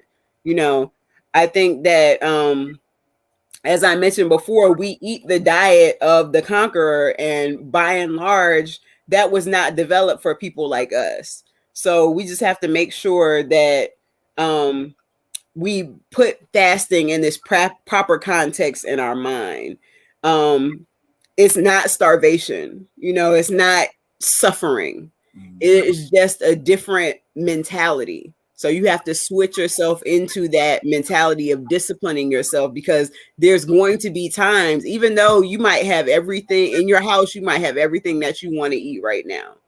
So if you switch into a fasting mode, though those are foods that you love and that you've been programmed to want to eat all the time, when you switch your mind into a fasting mode, now you're disciplining yourself on a different level. And that is something that we as warriors especially definitely need to do. And we talked about veganism. I didn't want to go into veganism a lot in this material, though I myself am vegan and have been for over 12 years. But one of the very important things that you learn if you are learning from experienced vegans when you become vegan is fasting, because there are going to be situations when there's not going to be anything for you to eat. And you don't want to move into a place of desperation, you know, in those times. You want to be able to dial it back a bit and say, okay, I'll just eat when I get home. Or okay, I'll just eat when I get someplace that I can eat, but not always putting yourself in that mode of, oh, I gotta have something, you know, because that can put you in a really bad place, especially, you know, if you're in a survival situation. And that's what that when we're talking about instant gratification, Right. teaching us. So we're losing our discipline, but we've lost our discipline. Absolutely. That's what I was thinking. Instantly gratified. I got to feel better about myself. That all of this is I like you said. I believe it's not by mistake. Right. Yeah. You weaken the people with. Okay, we should all feel good about ourselves. We should feel good in the proper context. We should feel good by putting in the proper work. So we pretty much earned, if you will, feeling good. Right. Not just feeling good because, God damn it, I am. You're that privileged just because you exist. You should just be made to feel good. Hell no. Do something to make yourself feel good. Right. You don't need somebody else telling you anyway you feel good. So you continue to be a slave. So they dictate to you that you're a good person and you're good at this, you're good at that. You know, that whole thing, I call that when people would come and write poetry. When I was in the Poetry Writers Collective, they would come with these poems and people, that's good. Why is it good? Don't be like that. I call it church poetry. When you read poetry and it's good, baby. The church does that. Right. They don't know why this is good. They just know they like you and you're a good person or striving to be, so they're gonna make you feel that's good. And it rhymes, and there might be some words in it they never heard before. Suck. And this Right. one girl, we were at a workshop for King Day, MLK Day, right here in Atlanta. And there was a poetry workshop we used to do for it. She comes in, reads this poem, and that's so is that typical church poem that only the church gonna say that's good. And I said, "Ooh, boy, that was a hell of a church poem right there." She said, "What do you mean church poem?" Because only the church would be applauding you on that one. I said, we're gonna give you a critique of it. Okay. And it's different between critique and criticism, y'all, just so you know. Right. So a critique is I am giving you an analysis based off of my experience and my skill. Criticism, I'm just talking outside my net. So you don't criticize a person's work or what they do, but you give critique if you have an expertise in that area. If you don't, you be quiet and let the expert speak on it. Otherwise, you're just talking outside your neck and you're just criticizing. So I told her why it was not a good poem. Why more work, and I'm still trying to be encouraging why more work needs to be done. And this is the type of work that needs to be done. Not just saying more work needs to be done. She was pissed. I go to people better than you. And they'll tell me how good it is. I said, it's cool. So you see this man right here? This is Abiodun Oyewole of the Last Poets. What do you think, Abiodun? He gives his analysis. And she just walks out, storms out. I'll find somebody better than one of the Last Poets, for real. And see, he wasn't even going to say nothing. He just sitting there, because we were doing a performance later. But I had him give his opinion. See, so that kind of stuff, man, and of course, he's more experienced than me, so he was able to give it more, more gentle, but more deep analysis of her work. Poor work. I saw her later doing the same crap poem somewhere else, because in her mind, they just trying to make me feel bad. I'm feel good about myself. I'm gonna keep performing this thing. And she's in the room with experienced poets, and everybody was like, "That's God." We all up in the back talking. That's garbage. She just keep presenting garbage until she's not accepting critiques. And we didn't see her no more after a while, because obviously other people, so she just, people say, well, see, y'all broke her self-esteem. No, she was garbage, and it wasn't going to be accepted amongst people who really work at their craft. And what she should have done is listen to people who were telling her how to work, not just you need to work at your craft. That's not enough. This is how you work at your craft.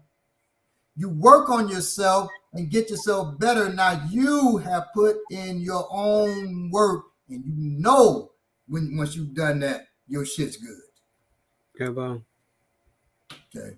That's the same thing with this. If I'm bad with eating. Right. I manifest say I wish my mother would walk more, work with her on that. You could walk with her if you could convince her, walk with her. And then you give her, it's good, Mom. You did, a whole 3 blocks today. Right. But if she walked 15 feet and stopped, you say, okay, Mom, it's the way you say things. We got to push a little bit more the next day. You do that kind of thing. Yeah, boom. When I had the heart attack, Akinbola and Boomy came to walk with me, right? And I walked half a block. I said, whew, that's enough. He said, that ain't enough. Come on. I ended up walking 4 blocks. When I was about to give up in a half a block. But they like, shit, this Baba, I'm going to work them down. In my mind, I'm saying, man, they right then, because I'm recovering, right? They trying to kill me. They working the hell out of me. I already could have, and they know me, so they know I can walk them 4 blocks. Right. Yeah, you definitely have the mental fortitude. It's just Right. when you start to feel yourself slipping physically, then it makes you want to stop. And that's but your mind is what pushes you to keep going. Fasting, you gotta, after 4 hours, you say I gotta eat. Damn, come on, you can go longer than that. Right. That's a mental thing. Right, exactly. Right. It's no way man, I'm gonna starve to death. It's been 12 hours. For real? Right. It's one of the, like you said, one of the biggest benefits from fasting is that discipline. You know, Right. Of course. I know people who run around all day and then they wait to 5 o'clock and they like, man, I gotta eat something right now. Then they run to fast food because now they don't feel like they starving and they're gonna die. Right. But just like she said, you get used to fasting, intermediate fasting, you know, not eating before 5, 6 o'clock. Then you prepared, you out there, you don't have it, you're not gonna do anything irrational. Detriment to you, right? Because you have that discipline. So you've been working, you've been doing something, or something you're interested in, and then you realize, oh, I ain't eat. Right. You weren't hungry that whole time, so you're not Right. gonna starve to death. Because you were engaged. Yeah, right. So you ain't gotta run to goddamn McDonald's. You can wait long enough to get yourself a good meal. Right. Or cook yourself something, you know. So it all comes down to your mind, man. Right. Mindset. I just have one thing I want to wrap up with. It's funny because Eugene Mason again kind of spoke to this. He said you must lose everything of self to move higher. And that is similar to what my final thought was, which is something that I've been working on because I have been doing some fasting lately. But one thing that I have learned fairly recently, not this first thought, but we have to be willing to move outside of what we have been taught. I'm sorry. Excuse me. These are my notes. So think of where the food pyramid comes from. It comes from knowledge that's basically being subsidized by certain industries that benefit from making sure that everyone consumes their products. So, you know, we're taught this food pyramid thing from the time that we're small, and we think that comes from some, I don't know, maybe because they make it a pyramid, we think it comes from an ancient place or something like that. Right. But that's something that comes from the food industry. You know, we have to make sure that we are constantly learning, and where that knowledge comes from is you're going to be teaching yourself. Someone in the chat was talking about how they do fasted workouts. Fasted workouts are a great thing for you to do. But if that's not something that you're willing to do, then you think that a person is starving themselves when they're doing those fasted workouts. That's not true. You know, it's something that you have to be willing to try for yourself before you can discourage someone else from doing it. So the last thing I just want to say, we can't just live on our ideas, no matter how just, righteous, and fantastic they might be. You know, we need nutrition. So we just have to make sure that we're constantly studying. And I'm going to pass it off to Belay because I'm sorry, we just ran all over all the time. Let me say real quick. Yeah, me too, Leah. Leah Ball said, I've tasted for 8 days before. The first 3 days was hard. Yeah, I tasted food for 8 days straight too. So that was pretty good there, Leah. That is terrible. No, I know she said she fasted. She fasted for 8 days, but I tasted food for 8 days. So, you know, we neck and neck. Just all the mindset, how we think about it. So, yeah, and what I want to remind people to do is to go out and educate yourselves on these topics. As far as the breath goes, breathing goes, there's classes, seminars, workshops, and people spend their lifetime on developing breathing techniques and different things of that nature. Oh, go ahead, bro. Our manifesto said, if I fast, and this is something key, if I fast, I have to be solitary because I will snap on the food. Now, a lot of people who fast do say that it affects them. They get a short temper. Is that normal? So it is normal when you fasting to get agitated quicker than you normally would. The thing that relieves that is practice. You know what I'm saying? I get annoyed under certain circumstances, but if I put myself through those circumstances, I react less. So one of the things we want to, because you're right, what you're saying. I'm not saying you're wrong, but we got to be conscious of this computer that we're dealing with. So when you say things like, when this happens, I do that, that's programming. That you programming You yourself. solidifying it, you codifying it. Right, and you don't want to program yourself to do that. So don't make it so finite. You have tendencies to want to feel this way when put under these circumstances, but you don't have to react that way. Practice makes training properly will improve that. Fasting more and in those situations more will help. And at the same time, you're doing the right thing, being conscious of how you feel and move in those situations, so you can deal with yourself better. So that's good. If you're strength training while fasting, you're wrecking yourself. Do y'all agree with that? No. Are you saying that, or where did that come from again? James Thompson is saying if you're strength training while fasting, you're wrecking yourself. No, I wouldn't say that. I would say if you're trying to build muscle and you're fasting, you may be working against yourself. If you're trying to build muscle, building strength and fasting don't have anything to do with each other. As far as I'm not a doctor, so you don't have to take my word for this. You can research it. James may be more astute than I, but from what I know, because I have fasted, I have worked on strength training. Could you explain or give us the reason why you're saying that, or something we can go look at?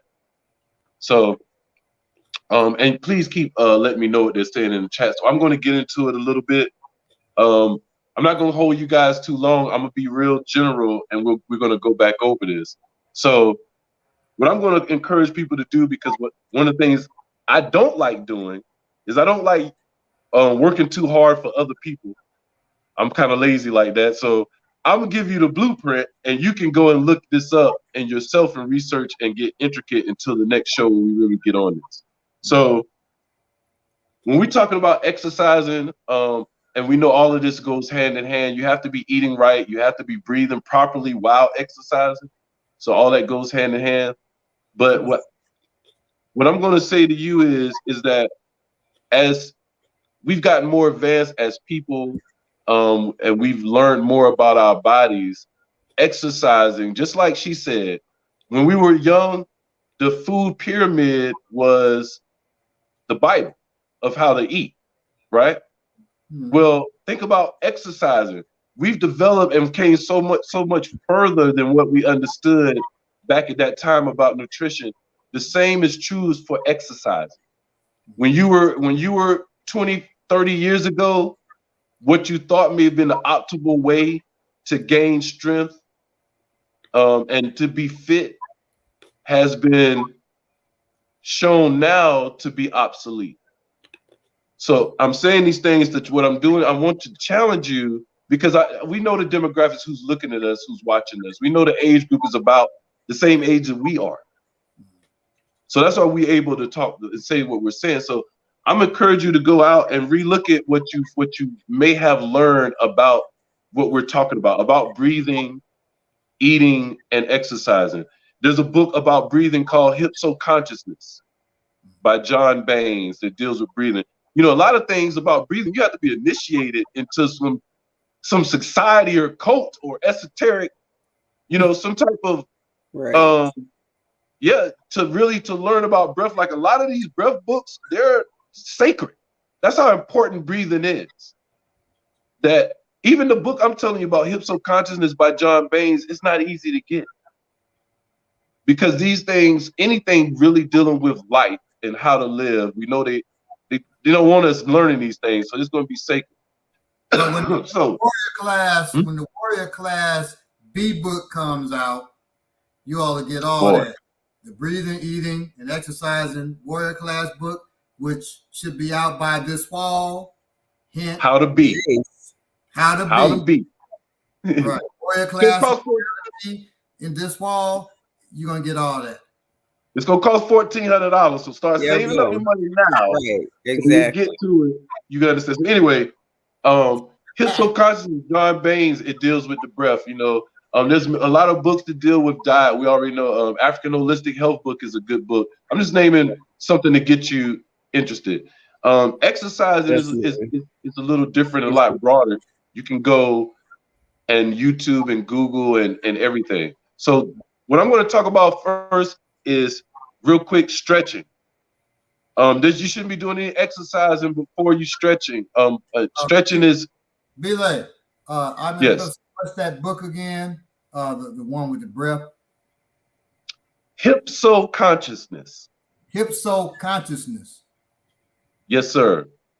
Hypso consciousness is, and that's because I can't recommend the other books I have about breathing or for people initiated in whatever that science is and stuff like that. So, who is it by? John Baines. John Baines. And that's not his real name. That's one of those, you know how those Shriners be writing books under these crazy names and stuff like that. One of those type of situations. Yeah, because it was really written by me. Go ahead. I was about to say really Bauer. He just can't. He got so many books out. He can't take the praise for everything. So don't tell people. Don't tell people. So stretching. And we're gonna go over this and actually show you some stretching in the when we actually do this actual overall class again, warrior class again. I'm gonna show you different stretches, but for your own homework, you can look up stretching for different things. There's stretching for healing damaged muscles. There's stretching for to build strength. Like there's yoga for different things. There's yoga for healing for lower back injuries. There's yoga for strength exercising to build strength in certain places. And these are just stretches. So I don't know how many of you are into biohacking. It's like this thing where the new sciences of biohacking is the way they learn different tricks and different things to do to get optimal results in certain areas. That's basically what biohacking is. And they've done that with exercising. You can look this up. So what you can do is there's certain exercises, because I'm talking about us in this age group, that most of us have lower back problems. Most of us have posture problems from standing the wrong way improperly for 40 years, holding a book bag on our shoulder for 20 years on the wrong side, carrying a purse on one side our whole lives, carrying knives or weapons or tools on one side for 30, 20 years. We have muscles that have grown improperly now. So that's why 80% of all people in America over 40 years old have reported lower back problems. You know, we know that 90% of it is due to dehydration, but the rest of it is just due to having muscles growing improperly and us not knowing how to move properly. So stretching, that's why stretching is so important.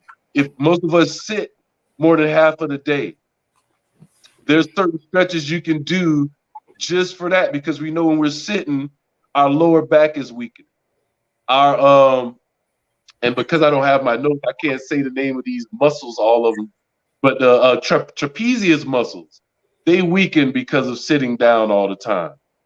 So that's why stretching is going to be so important. I know some people, like Baba said, I know some fast dudes. They're in their 40s now, right? Way faster than I ever was. We talking junk not too long ago, sitting down and like, bro, I'm faster than you. I'm like, man, you ain't faster than me no more. Bro, I was twice as fast as you when we was kids. I was like, yeah, but you ain't faster than me no more. I'm talking junk. We get out there and try to race. Because I know, yeah, you used to be faster than me, but I know you haven't probably touched your toes in 20 years.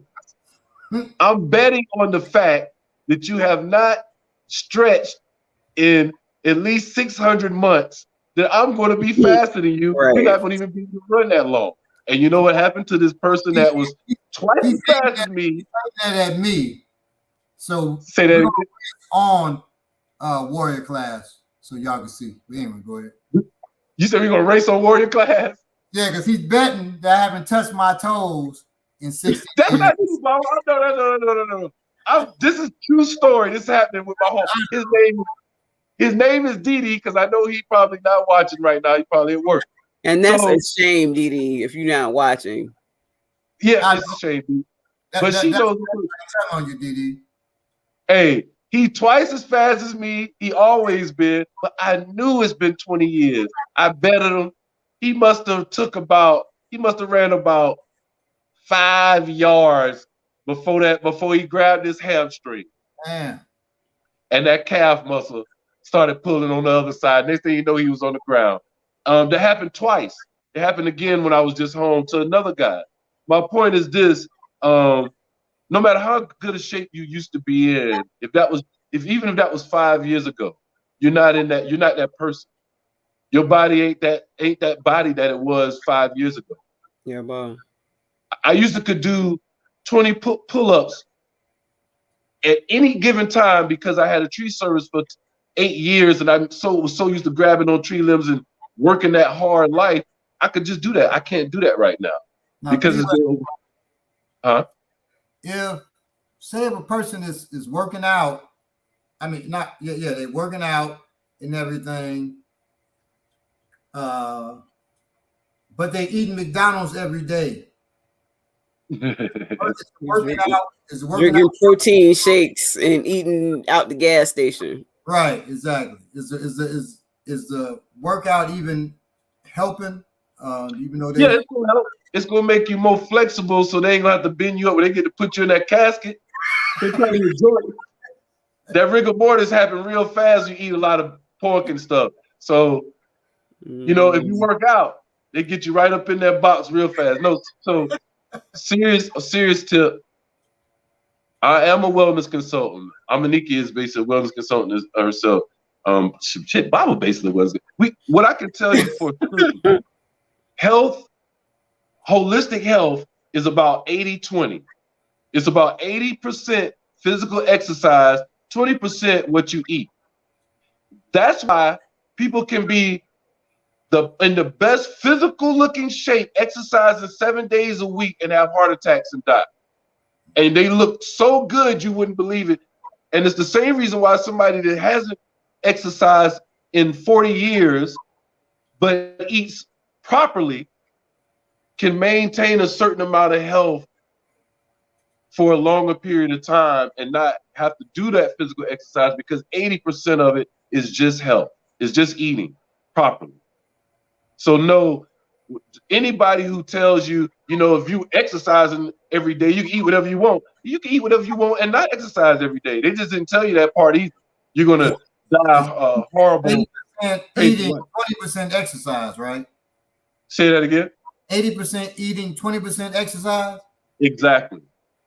Right. Exactly. Okay. That's why I when I had the heart attack, I was exercising a lot, some martial arts, and we were doing it heavy then, and had the heart attack really in New York because I was eating hamburgers every day. I talked to my wife and I started crying.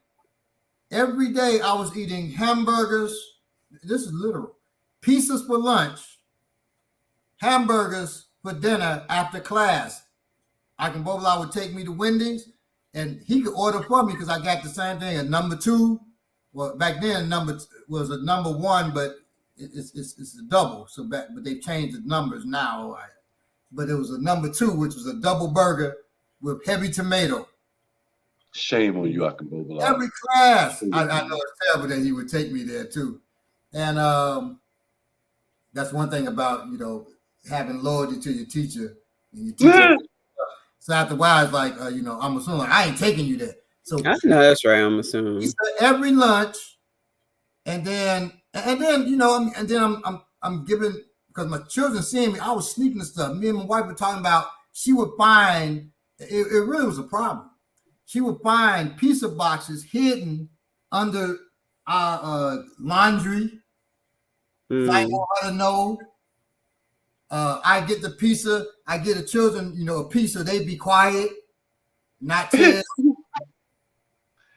I said, man, I really had a problem. I started crying about this shit. This was just last week, and that's been years.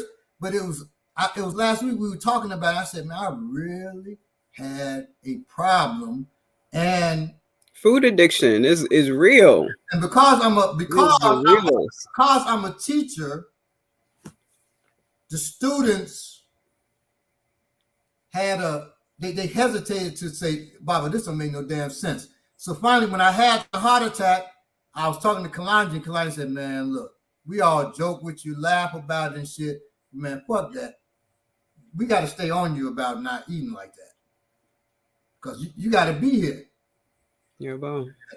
I was crying back then, but I was just crying about that recently, man. Like, that's crazy. You know? Yeah. We don't realize it, man, you know, how much this stuff affects us. So I'm going to leave y'all with this. Because lycopene, is that what is that? It's in tomatoes. I know it's that's what I had an addiction need for that or something. No, I don't know what are they talking about. Lycopene is in tomatoes. Are they asking about it? What are they asking? He said he was a piece of thing. He had a thing for tomatoes because I had heavy tomatoes with the pizza with the tomato sauce. He said lycopene. So maybe you were craving things with tomatoes in them because you had a some kind of deficiency. Right. That could be. No.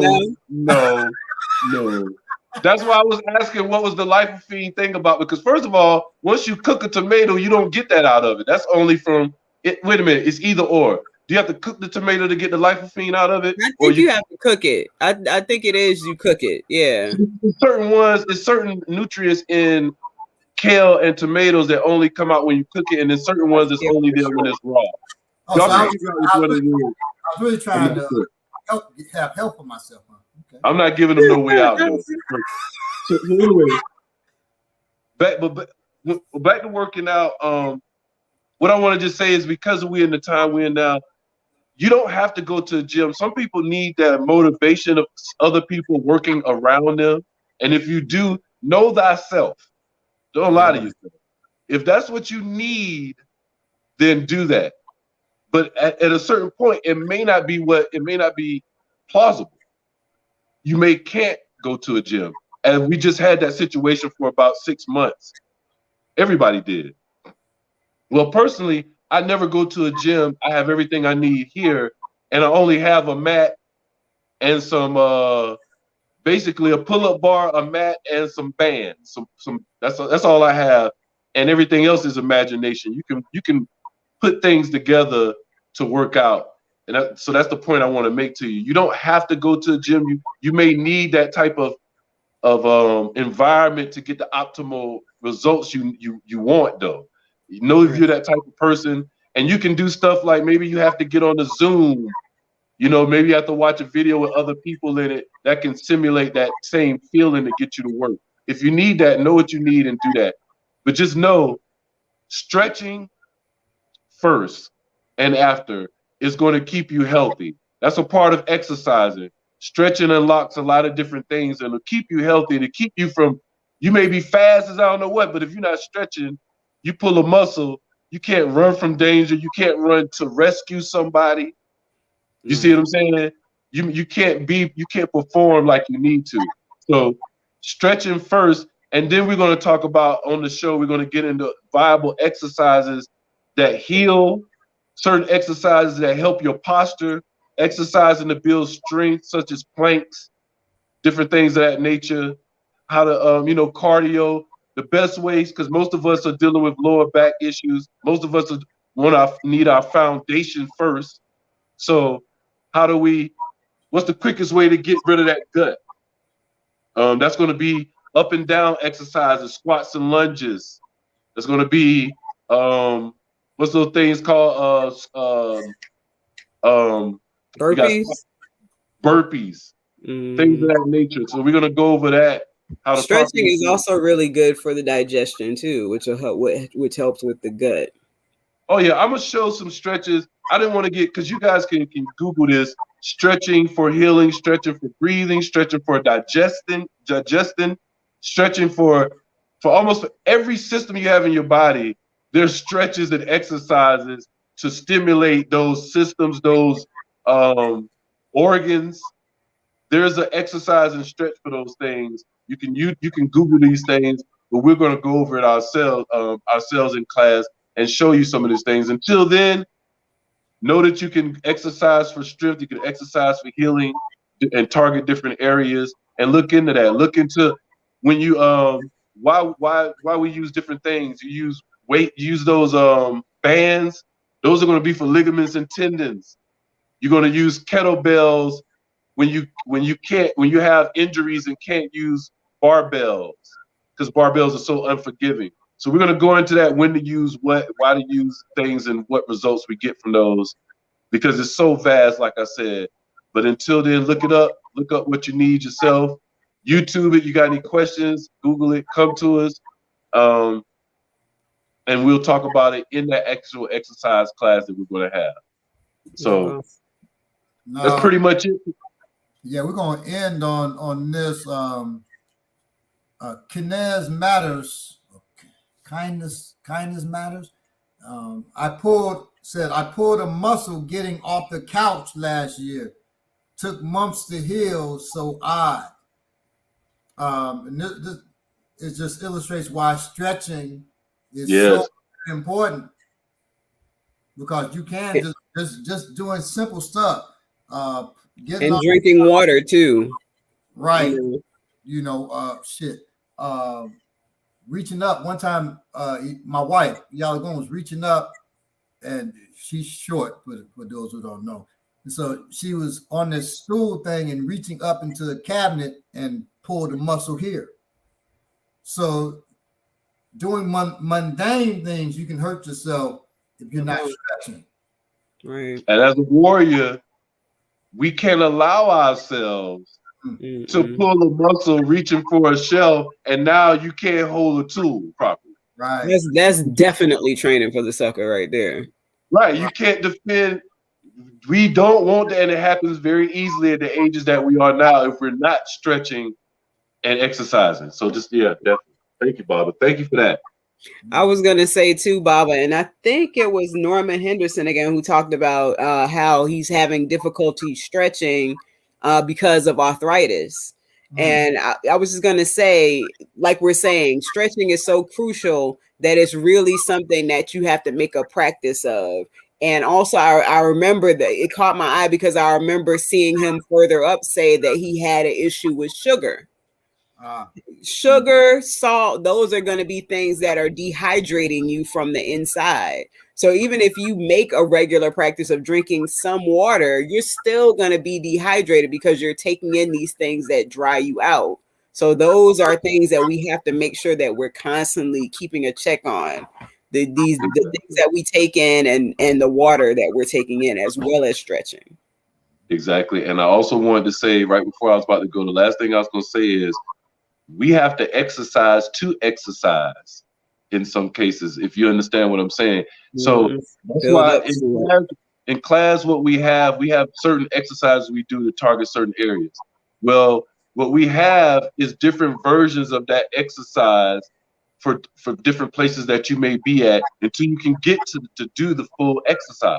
So what I would say to Norman, when he said he can't stretch, of course you can. You may not be able to get to where you want to get because of your arthritis. My mother has extreme, I forgot what the type of arthritis is called, but really bad arthritis. But yeah, I had to get to her, and that's diet affects that, of course. But sometimes you have to crawl before you can walk. So you may not be able to touch your toes. You can only turn your head this way. Only do it like that until you can do like this. When I first started class, because I was into accidents, I couldn't do all the bending that I can do now. I couldn't look up. I could only look like this. My neck couldn't do that. So I just did it until I could do more. So do what you can until you can do more. That's a great point. Real quick, I manifesto said I have a cannabis addiction. Isn't addiction linked to food or some type of deficiency that you need? Like when they talked about my addiction to tomatoes, really, isn't that linked to food or diet? I mean, you can go into this, but I definitely think most cravings are due to mineral deficiencies. Right. And that's going to be different from what they're talking about, which a cannabis addiction. If if you're calling it that, then that must be what you're feeling. But that's a chemical that you're smoking that is coming into your body. That's not something that you need. That's not something that's not like iron or something like that. If you feel like you have a cannabis addiction, then I would say it's probably the effects that the cannabis is having on you. Do you have problems that you feel like you need to escape? Are there thoughts that you're having that you need to kind of soften, so you have to perceive the world through this way, dealing with this chemical? Like, that's the kind of thing that you need to be thinking of. And if that's true, then you'd have to deal with the underlying issues, why you feel like you must consume this cannabis to be able to function a certain way in the world. He said, that's a discipline issue. Like it. Now, if you just like it, that's not addiction.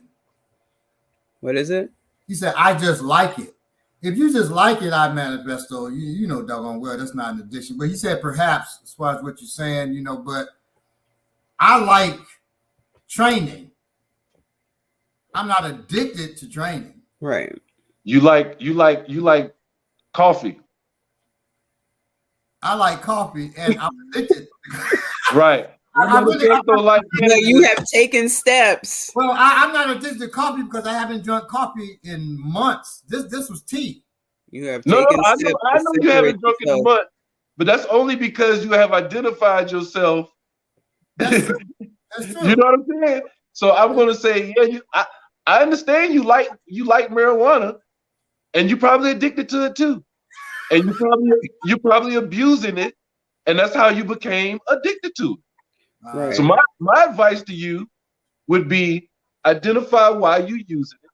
Right. Use it for that. Use it for those instances.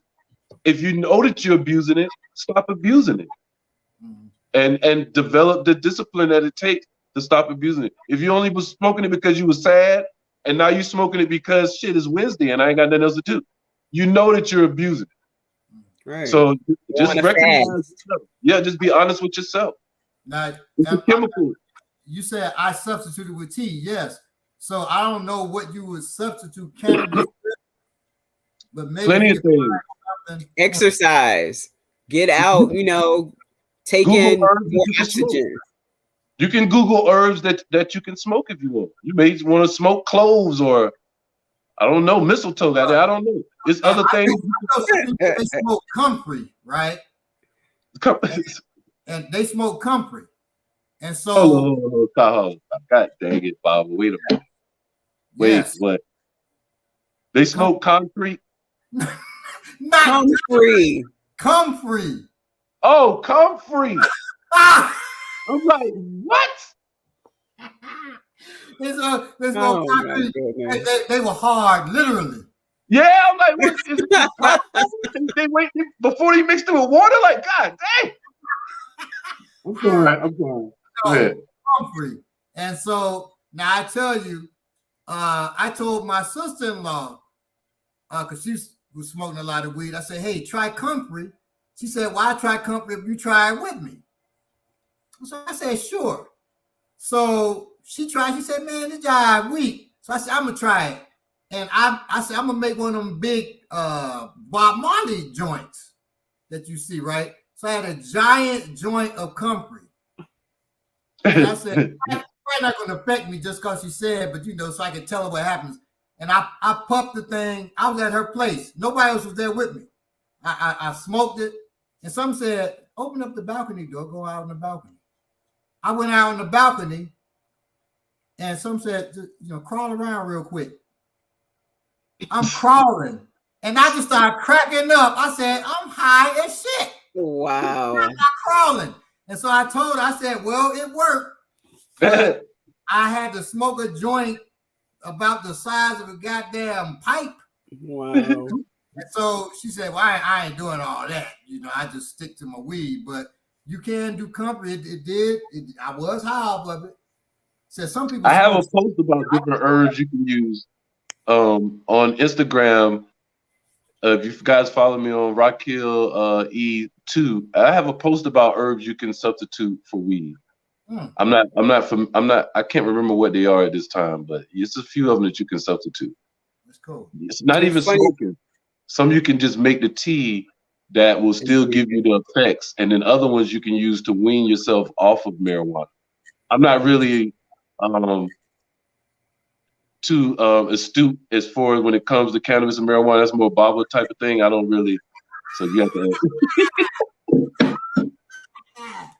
I know chickweed. That's something that Dr. Africa used to talk about. Chickweed is one which it helps you remember because it has weed in the name. But Right. I know she knows a lot about weed and stuff too. Not me. I don't yeah.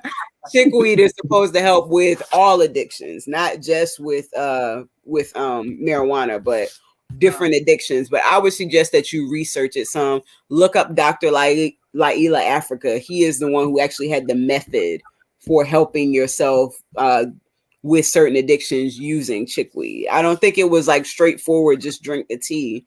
There's a process, but check that out and check his books out. Peace be upon him. Yes, you spell company that way.